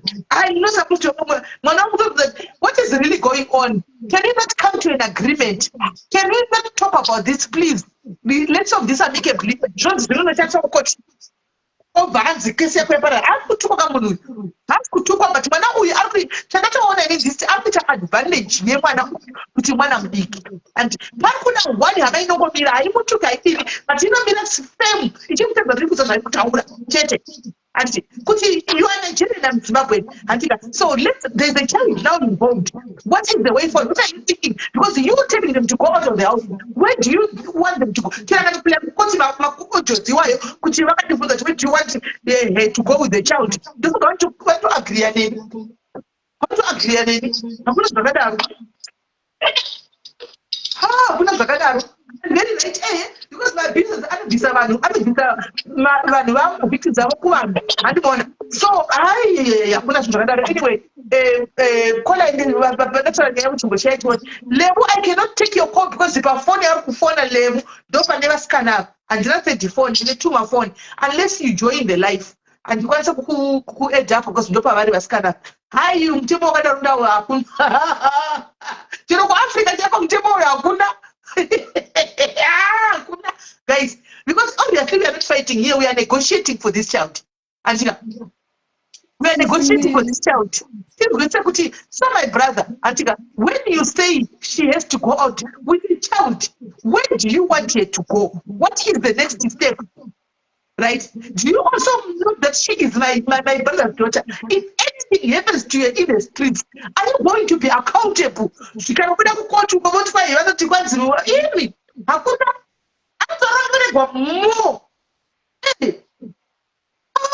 You can't do that is the table, but and I've come in such a anyway, call up a picture. I don't know. Hello, I'm not sure where okay, but mira kala wata wale hawa gudu. No, kumando. Sungirwe kuti andi rentere imba is doing me a favor. Saka anogona kutongoti angona kutongondidzinga anytime because sungirwe kunzi andi tojere imba nemwana. Chano chansungirwe I child maintenance inini pekugara nemwana ndinofanira kuzvionera ndega. But ndizvo zvoka mwanangu mwana wake is his responsibility. If he's not taking care of his child and who does he want to take care of that child? He's not taking care of that child, right? As you said. So who does he want to take care of the child? Currently, currently, auntie, you are not working. You're not going to work, right? How Shande, he is supposed to be helping you, but he left you when you are not going to work, and you have postpartum depression from giving birth. You got a strong case, girl. It's just that munochka ndochoka ndichikuitika utone strong ne case kuti ndikutorwara nditone ne stress yekuzvara antiboni abva andisiya nditamba fine he is not obliged to talk about the rent but he is supposed to take care of the child and he's not doing that and so what does he want you to do? You're not going to work. Can I just say something? I'm a supporter. I can't complain. For anything. I'm not deeper. But I could also deep the pan we try to pan that. What's up? Everything. For baby, I can't complain to a can. Saka akatibudai mimi mukanobuda mustiti nemwana iye obva kutorera mwana unoona ine mesi dzekurowa obva atirugara mustiti wanakugara saka ndipe mwana internet kugara mwana obva aenda ndozvinokuitira right kona vakwira mufacebook alo Sisimene ndachangotaura kuti nyaya dzakadai so dzinonidha kakungwara in terms of kusangwadza munhu. Speaking professionally, kanyaya dzakadai so padzinoitika, zvinhu zvinenge zvichitoitirwa kuseri, munhu asiri kuziviswa kuti okay, now musikana akudai so, akurekodhawo zvinhu, akujenera, akudheta, akuita so. Because mukamufonera even sehama, muchiti tete chiitika, at the moment munhu atotaura kuti ada kuti munhu abve pamba pake ka. Munenge makutomisa at risk of which atotaura kuti haana munhu in the community kana kuti padhuze or anything like that. Ndosaka atouya panapa. Saka ini ndozviona senge it's not a wise thing kumufonera munhu atore nemindset yekuti haatsiurike munhu asinganzwisisi. Because obvious anoziva situation iripo. He knows kuti she needs help. He knows kuti where she is after postpartum mental health yake. Anotozviziva and ari kutounza musikana around her in this state. Saka kumufonera even satete nyangwe mune wisdom yakaita sei ari kutotaridza kuti hatauriki naye. Saka the best thing is to just try to get tokungoudziwa chine musikana uyu nemwana uyu kuti of which kana muri vanhu munhu wepano chako chaiko kuti no nyaya dzinouya pano by now kuti tikadzobata muri vetogona kuwa zvizhinji munobva mungozviziva now kuti tiakazonzi bhodo pano togona kuzowa rimwe saidi sekutoti handimaona. Alright, Sisimele, tadita daiso, alright. Tadita tadaiso. Kuseri, ngatipiwa zita rechi ye munhu uyu. Ini ndonocheka paregister. Ndrokuti kuseri ngatipiwa zita izvezvi muri panapa ka. Tokumbira zita kuseri, ini ndocheka paregister. Toona kuti munhu uyu zveshuwa idoctor here kana kuti chi ari kunyepa. Kana tizoona kuti ari kunyepa, then we understand kuti who are we really dealing with. Then you make a decision. Right, mwanangu tipe chiko zita kusei idzipe zita tione kutanga kuti ariko here kumadhokotera kujiye kwainonzi GMU kuregister then kuseri inini ndocheka muri palive izvezvo ndokuudza WhatsApp iwe tichakona kutopesta tibatsire mwana titange taona zveshuwa kuti arimo here kana arimo kutangira ipapo aini nyaya dzepano two sides guys ipapo ndakadzidza kuti nyaya dzepano alright chindidzikisai ndinoita zvekucheka register unoona mugomira nemunhu wenyude mugomira migonzo uya ari kwasaiti haunozorona ndazofunga hangu ndazozvifunga zvamu kutaura actually ndazonyatsopafunga tarisana nezuro yemusi unouya kusera zuro yemukomana aiwa ndapafunga aiwa let us check chini mwana mukwenzikira pechitariso kuti ari kwenu then we want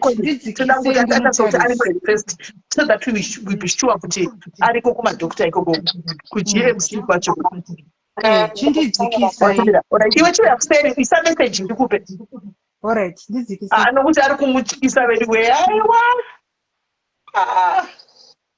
ine watumira hausati alright akutumira itachitarise cho kuti vaiza takazongera yakangorova twist 2 seconds tata kutoti apata vana usiku hwese takagara tichitsvaga tiketi yanze pano inotoda kuhwadzawo seidi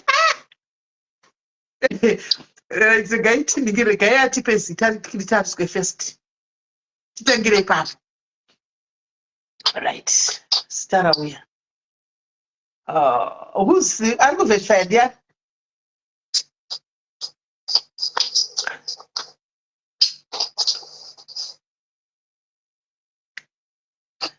ndiani ari kuverifya uya kuseni uyai kuseni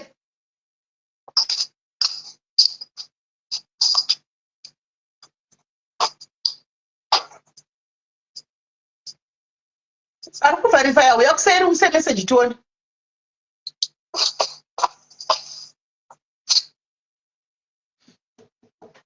isai quality ndakupakona vagotara yaonya guys munhu anga ari kuverifya ngauya ataure kuti ndauya ndimukandrenikire ngaanyore message kuWhatsApp kuti ndauya ndimupe mazita acheke tione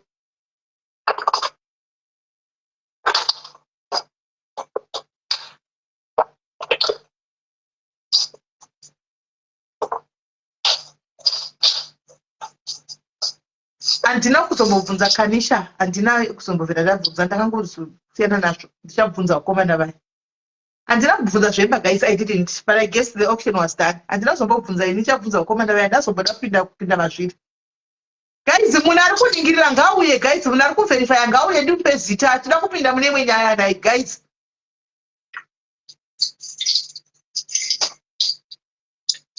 Anditokola ngavakwira paine.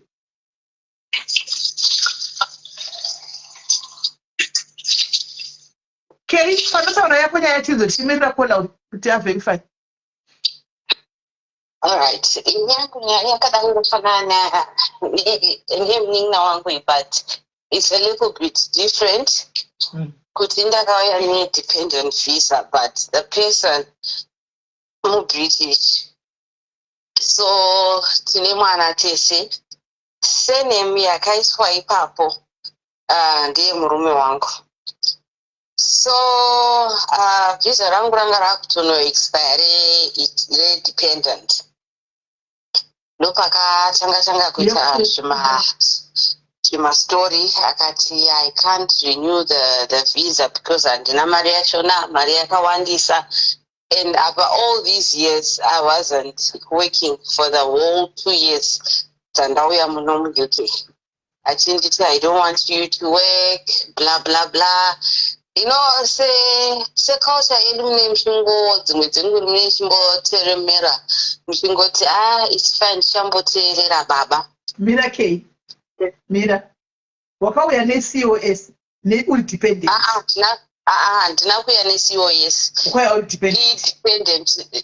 Dependent rekuti iye he was already a citizen muno.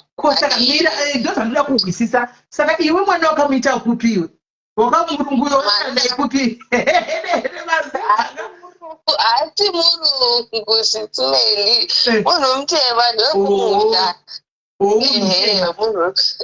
Right. Saka akagara atori kuno uku kudhara. Ndobva kutora. Ndobva ndamuzoita. Ndabva ndabva uchiti muBritish izve. Ndinoda kukurira muBritish murungu. muBritish but ari wekopi, ari wekumusha. Makanyengana paFacebook. Aiwa, no. Tinotongozivana back kumusha like maparents ake. Alright. Alright. Wakawarogwa. Takatoroorwa, ndakatoroorwa tikachacha asi smeli. Everything zvese. Unoko. Ndobva ndaita mwana. Mwana wedu ane 1 year 7 izvezvi. So, nguva yese yachingoti kurisa mwana atidi kuti aende kudaycare and stuff like that. Ndinoenda kubasa, iwawo yendi kubasa. Tichiteerera and vane mind kaka ekuti isusu we don't know the system yekuti how it's done, because kana wakambogara kuAfrica unenge uchingotya, to be honest. Pandakazotanga kutsvaga advice, my visa was ranga rakutono expire, and ndichiudzwa izvozvo kuti ndakumaorganization. I was very, very, very scared kuti ndikazoenda kumaorganization akazozviwana chii chichaitika. And these organizations, they really, really helped me, because right now council yakatondipa imba, my own place, and makatozorambana. Ndakangozongobva pamba ini. And now he doesn't know where I am, because abuse, emotional abuse. Saka iwawe nokuti mwana ne1 year wangachangopinda, wakapinda rini? Ndakapinda 2022. 2022 ndobva 2023 usina mwana. Wakazoita last year. Naiwe uchangouya kudai sho kungoya nokungorambana. Saka chii atisongere mashure mbita. Chii chaitika kutozoedza kuti ndakubuda, chii changa chakuitika mbao? Like I'm saying, kuti emotional abuse, like controlling yayekuti I don't want you to work. At the same time, when you go shopping, you go together. He doesn't give you money. Mune mchishandisa card rake. Ukunzwisa. And ndopandakatanga kuona kuti because I can say my relationships ake akamboita waandakaita nemurungu and then yokupedzisira akaita nemuzimba again but akazomutamba rough akamusiya ari pama1 ari pachikwerete and stuff like that. So pakuzorora apa KT3 I think ndopa akaita mind yekuti I don't want mukadzi anoenda kubasa, handidi mukadzi anobata mari. He is the one doing everything, paying bills.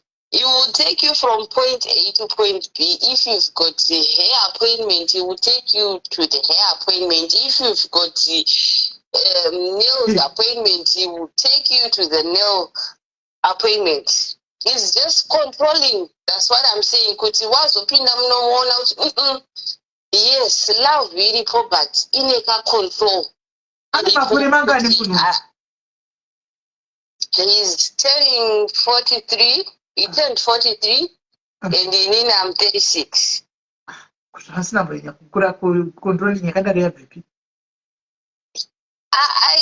just think maybe it's just the community background. I don't know systemically, but that's how I'm now gathering the information.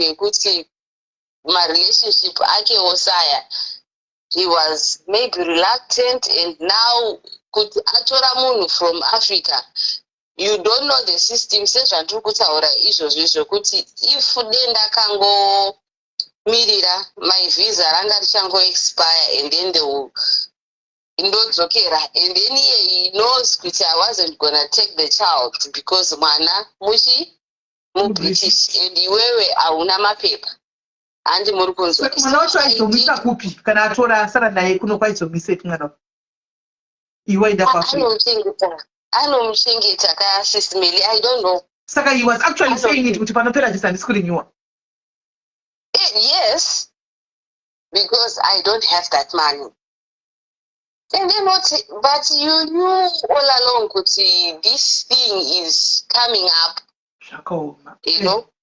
So ndo pakabva pangotangira the whole situation. So kwasara about 2 months kuti visa rangu re-expire. Ndopa ndakatanga kutsvaga help and googling and everything.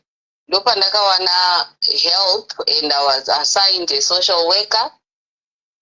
And everything, it will be very confidential. Even if you go to my meetings, or if you are meeting them, or even when they call you, they ask you, are you safe for calling? Yes, everything. One day, and now he doesn't know where I am. I blocked him. Because apa he knows kakuti situation kwa yawe kwenda, because right now ndakato apply another new visa under my child because he am British mwana wangu adisi. So now he knows kuti everything is coming. Ndisa claim maintenance, ndisa claim he was also taking benefit yemwana, ndiye angachitora benefit yemwana ichienda mu account make not mangu, because iye angachiti you are not haukwanisi kuwa na ma public funds, so you can't take benefit yemwana. So he now knows everything kuti nebasa raanoita, they just work according kuti unowana mari and maintenance. So, Mati? He is a doctor. Okay. Yeah, he is a doctor. So now anga kuda kuzama kureach out kuti. Saka tinongora tinoona nechitongwa kuzama vanhu vakadzawa kudzimba naida achito kuti atikubatsire zviraiti iye achitoitawo nyika iyi yatikurarama. So auntie Sisimeli, if this lady achiri kuda kunyengerera mukomana, as much as I loved him, ndakaona kuti ndikada kuramba ndichingomuti yes, he does buy the food for me, he's paying rent for me and my son, we won't go anywhere. Ndicharamba ndiri mu that abusive marriage yekuti I'll be controlled. You are not allowed kuenda anyway. Uri wega. We have to be together every time. In which, if you are in there, you don't see it. But if there was a Buddha going back, for 2022, then she told you that. So, Nina wangu, if she is not ready, Achinika, that come work, I can't go to my organization. And I think that my organization, I find kuti any other option. Like they don't mind your immigration status kuti wakaita se atori pa advantage yokuti mwana wake izvezvi achiri mudiki anotongogona ngoti mental health chaishaya handisisiribo because nezvaari kundiita izvi. Iwe kumbe wanga usina kusiya umwe mwana? Ndandisina. Okay. Ndandisina. Hey, imagine asinga kupika na sele chimutengera chingwa yeuni mumwana saka kumba odi. Inangu ndandisina kusiya mwana kumba, so that's the advantage. But the fact yekuti panguva yoningosviti everything is okay because he's giving me money. Ari kuprovide chikafu and ari kuprovide my roof, so I don't have to worry anything. Kuti ndikati ndirugisewo musoro, yes, he will take you there. Onokurukisa musoro, ndiye achasiya abhadhara. Kana uchiruka woma 1 you will come back maybe after 3 or 4 hours daunenge wapedza idzodzo Sisimeli. So isusu tineka kutya because when I was told kuti take this route kuti uite 1, 2, 3, it took me 2 weeks ndisina kutora action.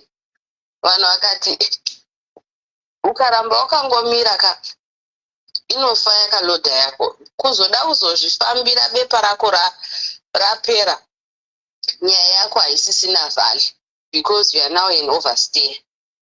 Like sezvandanzwa kuti muningi wangu ati visa rake riri kuexpire next month.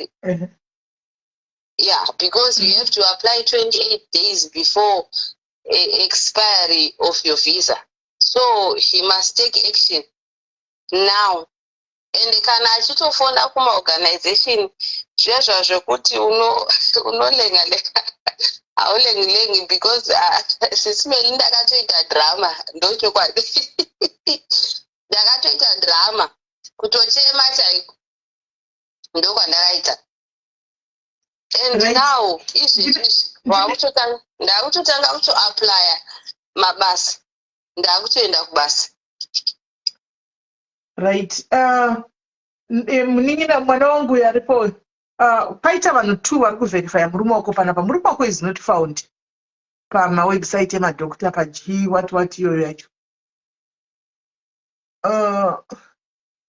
Handizivi manje kuti wakambotesta here, wakambotarisa wega. Aiwa. Nditori nevanhu 2 vandapa, rega ndikupe vese. Kuti vandisendera kuti ari doctor I'm 100% sure because kana anotombofonerwa aitofonerwa tichitese kuti Dr. Donald pane kafane mamwe mazita nokuti uyo haasi kubuda ndokupa 2 years. Mazita anonzi andavapa ndo mazita ndo ashandiswa ayo. Ndakupa mascreenshots. Admission uda kuitwa pane chi anotofonerwa chinzi kune maadmission ada kuitwa otoenda anoshanda anda Wolverhampton neBirmingham. Kana ari ongowaninga achishanda kunoku achienda kuti nekuBirmingham kwakaita admission oenda kuti kunoku akaita ozoka. Handichazivi manje ndakupa ndikiri ndakupa mascreenshots ayo mwanangu, tarisa aribva kwanhu akasiyana. pawasecha hakuna saka kekuita kuti andozvona search results for Donald Kene Chukwigechi and not on the register.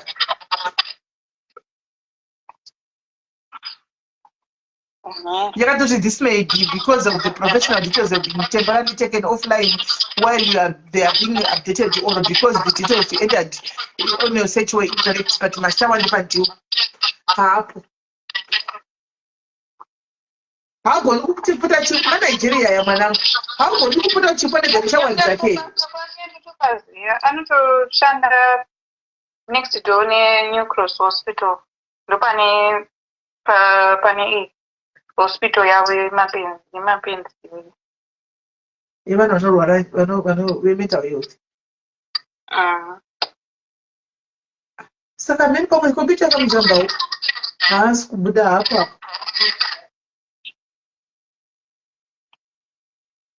She's smelling the bottle. I want to take this call. Unless, all right. Unless Agnes. I'm 100% sure. Nyangwe my IDs like a bus and Daitomaona. And anatofonerwa chitonzi Dr. Donald Panita so chipito kuda kuitwa. Come this specialist yes. Come this specialist yes. As a doctor. Regava cheki pa NMC achitoni. Regava cheki pa pamwe ndipo this specialist yes. As a doctor. Regava charisi tuone. Saka apa totaka zvinwanangu zvokuenda totaka zvema organizations. Is it okay?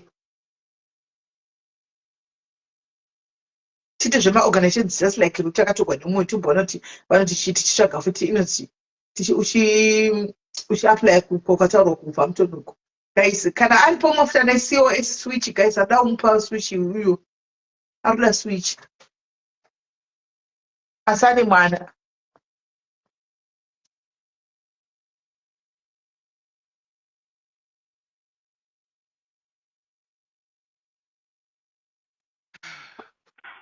Hello, Kola?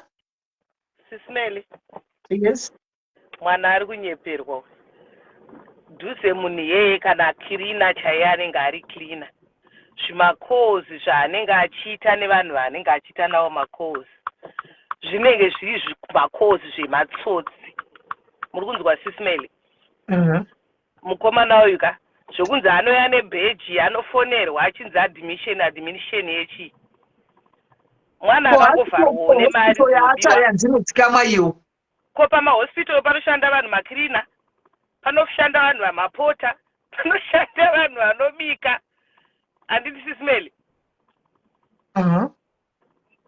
Haasive chinonzi maNigerian mwana.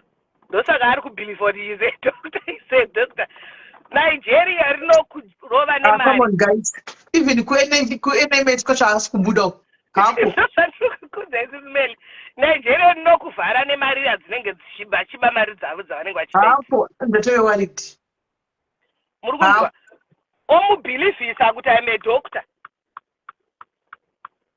Madoctors ekuNigeria haatomboswera achiita zvemagirlfriends ekuZimbabwe. Vanenge vakatobva kunyika dzavo vakasetla vaine malife upenyu hwavo. Muri kunzwa Sismeli? Because vanhu vese vangobuda wani mazita poyese asiri kubuda parakacheka. Ndozvatiri kutaura kakuti mwana uyu kauyu akatonyemerwa munhu anogara naye astori doctor. MuNigeria akangouyawo munyika atouyawo nezvakamuuyisa.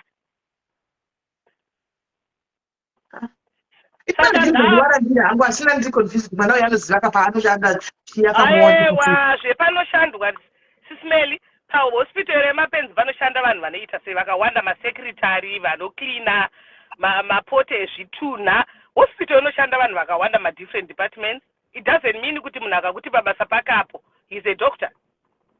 Chimbotry paLinkedIn Tash. Ngatodzikama zvake mwana uyo kwao asiyane nezvekufunga kuti akazvara nadhokota. Baba havasi doctor. She has to move on and aone kuti aite sei neupenyu pane kuswera akamiswa achityisidzirwa nemunhu ari kuzviti doctor asiri doctor. Sismeli kana muchikwanisa. Right, patokadaro. Zvakaoma.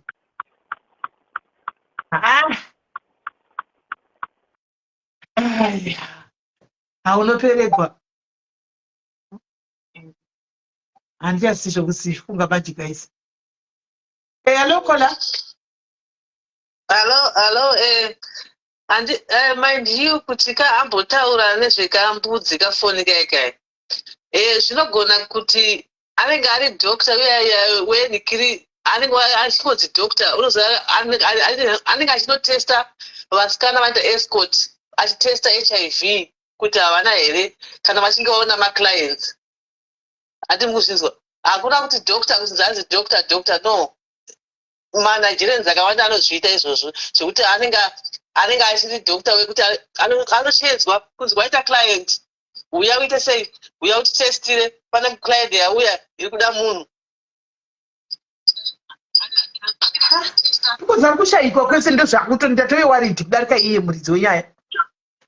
Kana vachikaona maclient. Hakuna kuti doctor kuzinzi doctor no.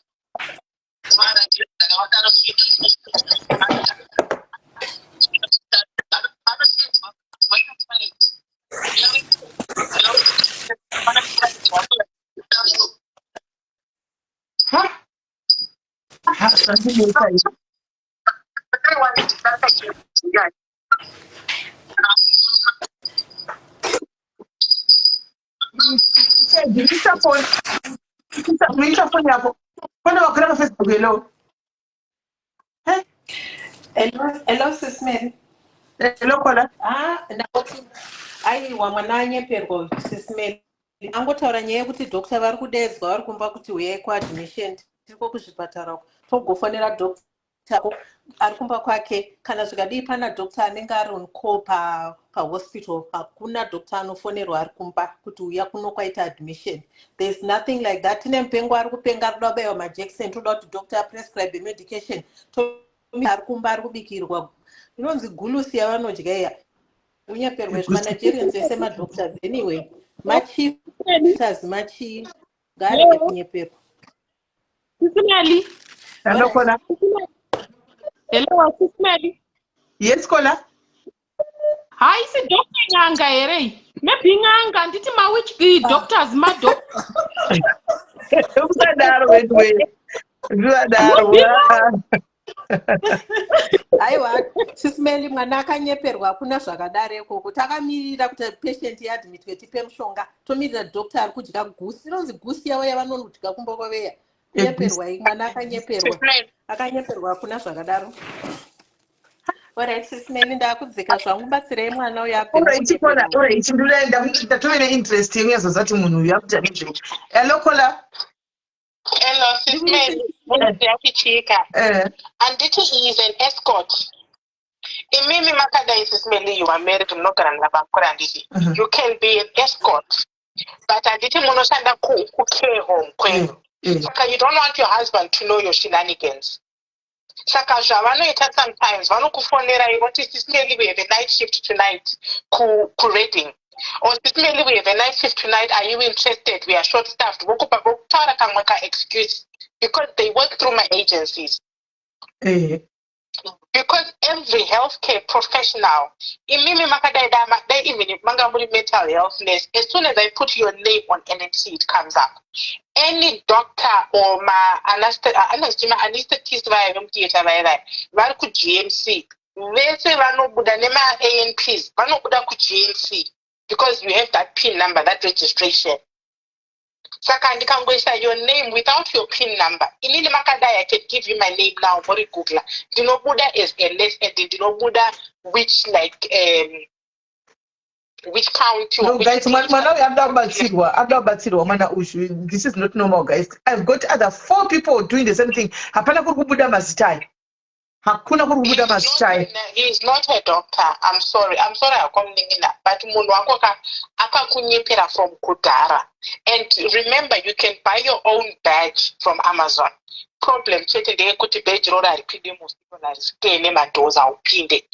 But you can actually go on Amazon now. The problem kari kuti akaenda kubasa pamurume akatomuona akapfeka dhihovhoro sema doctor Mental health. Ari kuti kune chipatara imweni ndimunogarako. Ari kuti paside pehospital pane mental health iripo clinic. Sismeli, mental health vanhu vakawanda vanopfeka mascrubs. My HCAs, they can wear scrubs. Kwedu mukauya kune mascrubs, different colors. I live in Wolverhampton. The hospital she's talking about is right next to my hospital. Nai mother, saka udugwa nezve, ife as doctor udugwa nezve. Aiwa, saka choti anenge ari chii na ndatove neconfusion. It could be HCA. It could be HCA. HCA ndo chi? Kera.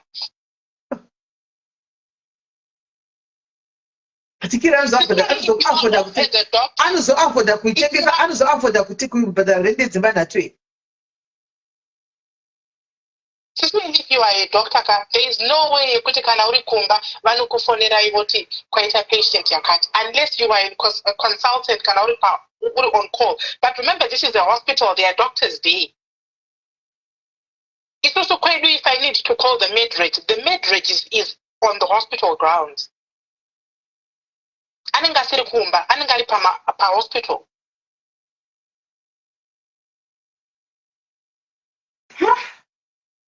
Because nurses can handle a situation. Can a patient kupenga zviye? My nurses, they can handle a situation because loraza pepi nenge yakanyorwa PRN. Saka munongotora loraza pepi mopa.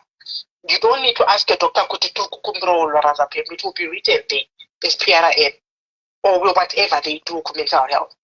You don't need a doctor. I'm sorry to say. Because why can't we find them?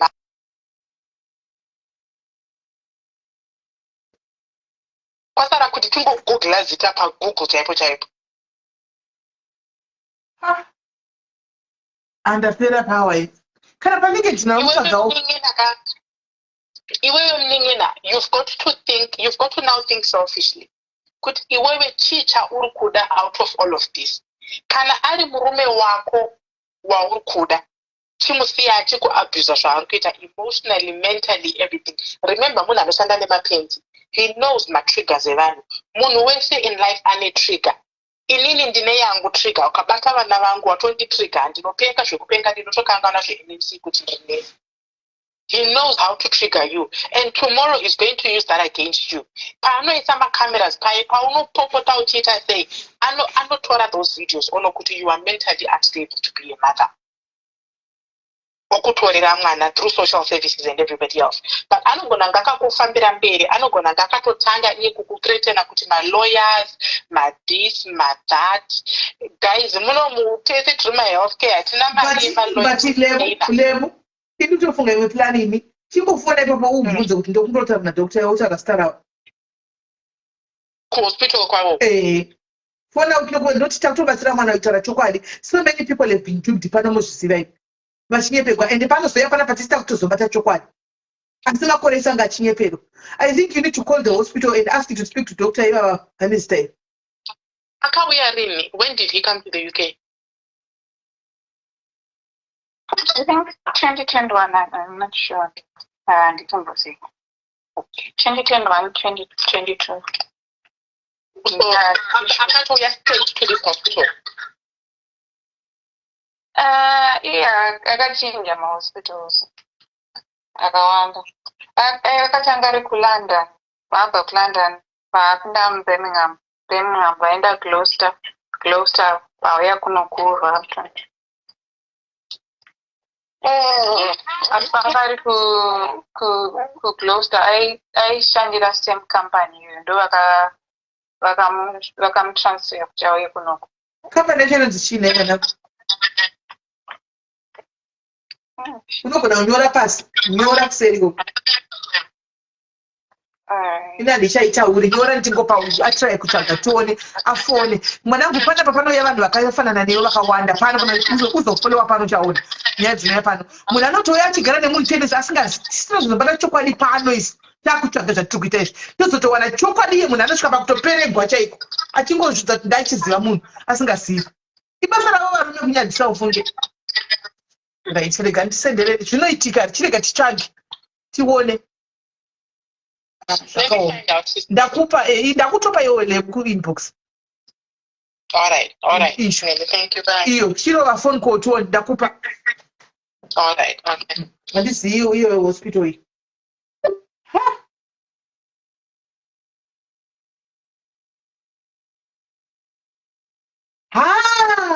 Ana chine duo jende ojandolo.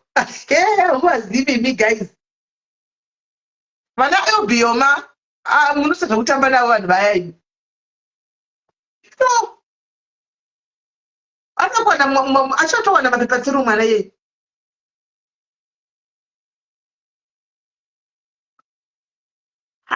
Regaya phone, after level, regaya phone. We'll get to the bottom of this. We'll find out the truth.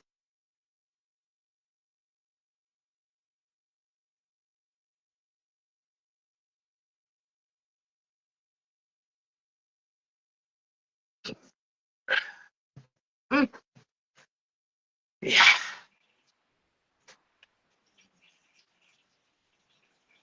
And I hope my conversion is when I could even visa abortion chachi unazvo zvese. Because right now, kana chazobata ngikiri chokwadi. Chazobata chokwadi apa. Kana kuri kuti anga chitonye paka. Unenge utori nekesi iri strong zvokutodaro. Andowani. Pazvine zvoda kuti wacho utore first step. Unoziva wadhi anoshandira mwanangu. Ndiyo anoshandira wadhi. Nyora pasi. Papa handisiya. Company paanoshanda ndotopaziva kuti apa. But tinoda kuziva kuti ndata basa rechii. Hauzivi kwaanoshandira. Kwaanoshandira ndopaziva. Ndoreva department. Ipapo ndopandisingazvizivi. Kuti department rake ndechi. Kana mungoti kumental health. Ingoti kumental health. I think it's mental health. Since hospital yacho ndeye mental health. I think it's mental health.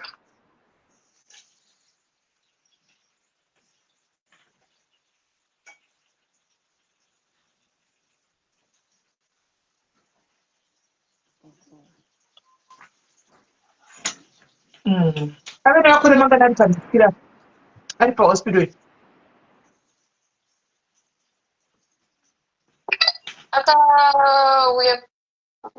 I think ane so far. Yeah. Yananga adokwanisa wani. Ane hospital. There is the value. Ndiye here munhu wako rega ndikusendere. Where are you? Are we talking of the same person? Dio.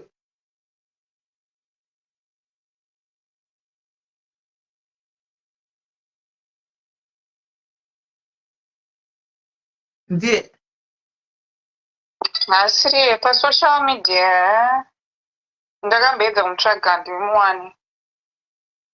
Ndingori ndine Instagram yake chete official ndakamufollowa. Iye akandifollowa. Asi kuti ndimufollowa haana kuaccepta. Saka iye ndiye anenge achiona zvinhu zvangu zvese handikwanisi kuona zvinhu zvake. Usaka uya asiriyo. Asiri. Facebook yake ndakamboitsvaga ndakaishaya. Akambondirakidza. Kandakazoda kuitsvaga ndega ndakaishaya. Angori munhu wekuti anombowandisa zvinhu zvake so hameno zvangu. Ndokutsotsi hwacho. Ndokutsotsi hwacho. Kuwandisa zvinhu ndokutsotsi hwacho.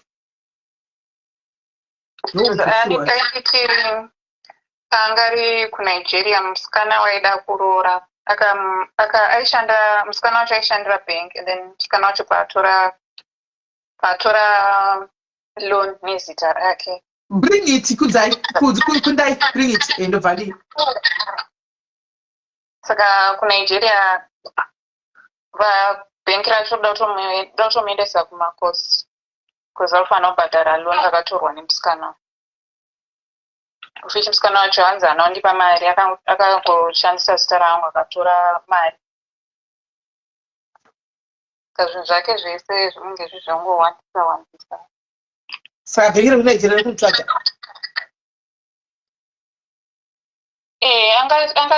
Pesa paangachitobhadhara mari yacho, but lawyer wake akamboti mira kubhadhara. Kandichanzi lawyer anditi ndimire kubhadhara. Inoti zvinofamba sei? Musikana zvautomuzivi. Musikana wacho ari muno muUK. Ungochiziva kamusikana kataura naye kuti achaona information yakawanda.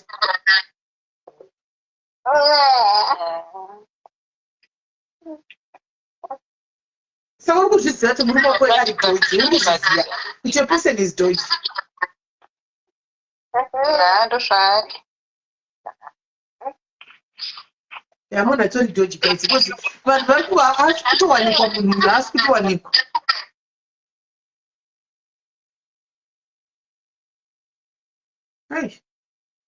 Right, anyway guys, chatangoda chokuti oenda kuma-organizations.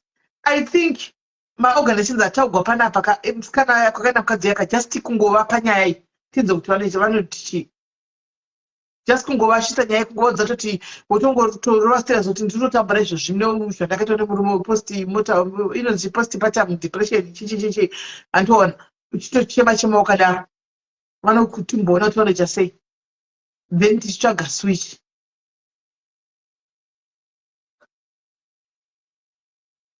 Saka pamakatisa mwana birth certificate chitupa chake wanga uchiona? Madocuments ake ndaimaona, ndakatora mapictures ema-BRP yake, license ne. Okay. Mama wangu akanditi nditore mapictures ezvinhu zvake, emadocuments ake.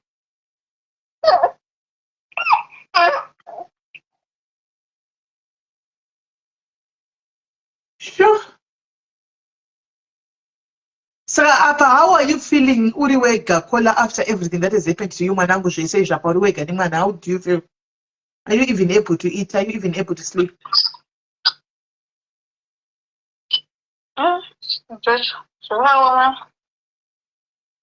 Ndine family yangu iri padhuze pavo, but vanenge vari kubasa kuti varamba vachingoya vachindiona ngezvinetsi, but vanomboedza kuuya. So, iyo family yako iri kutora kuti vagara, haukwanisi kutogara kwavari?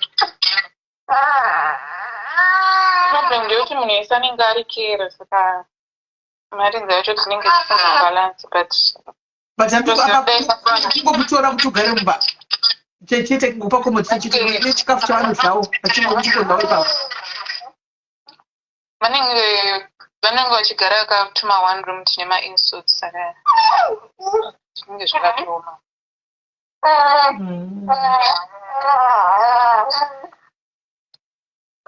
Right guys, apana here munhu ari kubva mutonake anoda kumupa accommodation achita anosara achita kana uine child care ochingosara nemwana wake nevako. Vane switch guys, ngatipei mwana uyu switch anyway. Vane maswitch. Vane maswitch please, ipaiwo mwana uyu switch. Paari panguva iyari yakaoma.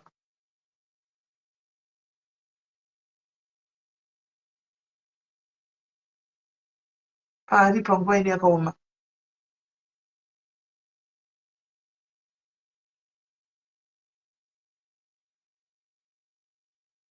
Zvakaoma.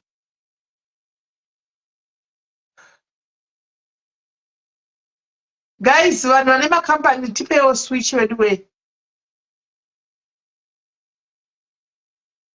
Hi, he's very dodgy. Pakuramba tasepa anogara. He's a very dodgy someone.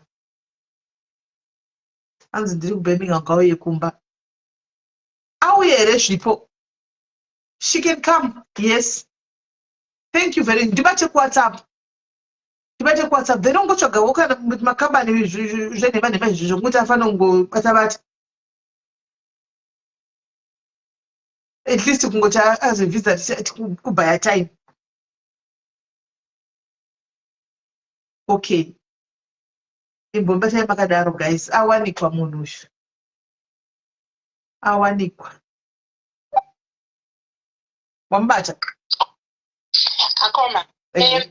Sorry, muningina number yake inotanga na 07466.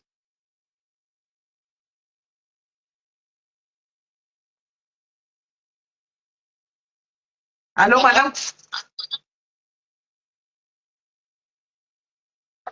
Madam, hello. I can't be your phone. So ndipamute ndidzo number dzake 07466. Okay. Ari papo ari kubata Sisimeli. Andabasalisa mamchumsha wase. Pandatofona ipapo I called the reception. But pandataura zita the person that I report a bit like confused couldn't that doctor. But he was there, right there. Pandatotaura nai. Abatonditi, oh okay, that I want to speak to you personal matter of banditi let me give you my number. But hanga alipaka kundika number yake ndana kwetaipa. Dovati shoni no, you give me your number and I will call you afterwards. Please give me your number. But I'm not sure I'm maybe here. But he doesn't know me. Wampa zako. Man? Wampa zako.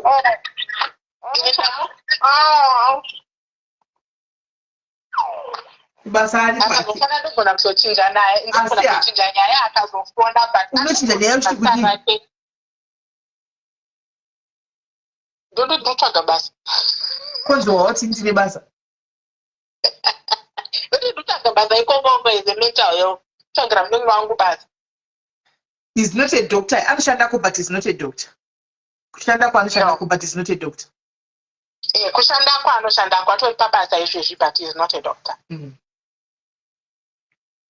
Yo.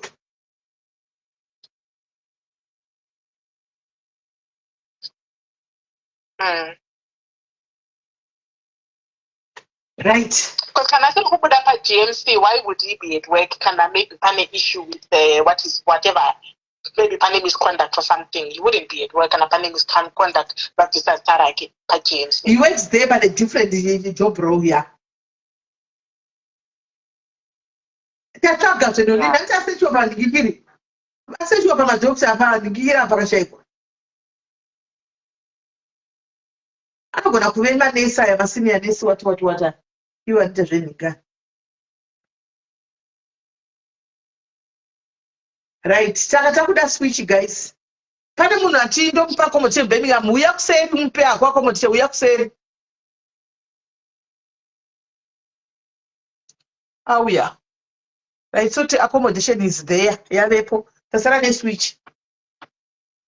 Tasara ne switch guys. All right, Sisimeli. Thank you very much, Lembune Shawaisa. Thank you very much. When you pay website, you can apply it. Oh, okay. Let me look for it and send the link. All right. Okay. All right. Tasara ne switch guys. Accommodation at least somebody can Abuda she's offering accommodation. But does she want to go to Birmingham? Tina choice. Hatina choice. Hatina choice. I want to go to Birmingham, mwanangu.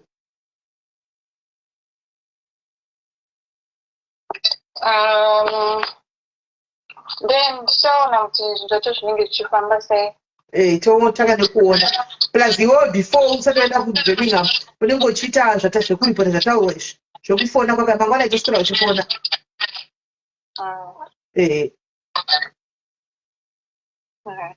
Kwabva kuenda kuna hakuna maswitch. Hakuna takakwana izvi. Hai. Ene dei wangwandudza nhasi ndaswera ndichifona newe.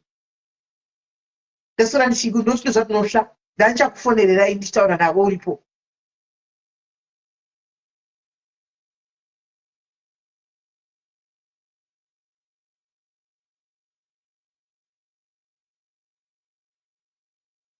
Right. Ndibate mangwana, ndibate manheru. Anditika ndabva panapa panzvandokufunga nditi. All right. Panzvandokufunga titi tozviita. Takutongobatsira mwana kufaita nyaya yacho. Ndakutongobatsira kufaita naye tifambe naye rodi kusvika awana pekuti adi. Kana akawana ipo mumuvha mutoti mari kuda machombo. But tega ndikubatsire tione kuti zvinofamba sei. All right, ndokubata kuseri. Guys. Ya zvakaoma.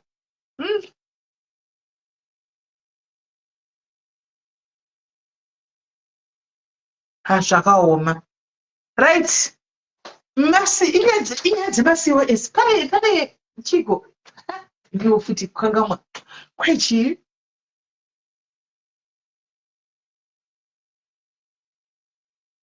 ichasi futi mwenyaya yemasiwo esi ndatoudzwa ndikutogaya kuti ndoda kutomufonerera maorganization inini sainfluencer nditomufonerera maorganization ndakamirira influencer ndine mwana nekesi yakadai.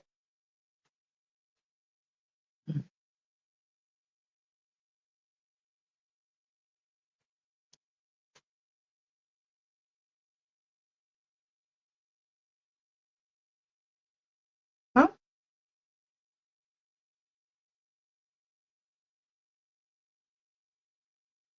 Okay. All right.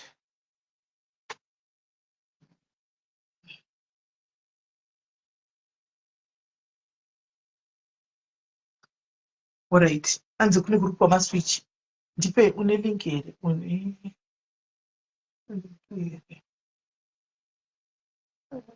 Kuti kune link kuti kuri kwamaswitch.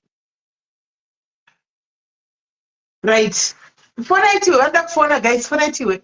Zakuda kukanda chamboda kuinda manje tagara panapa. Ndasana sinagara nenguva yakareba. Fona itiwe. Vane zvanoda kutaura, vane zvanoda kutiudza. Fona itiwe. Hello doi. Idiwe bonnet ino edia.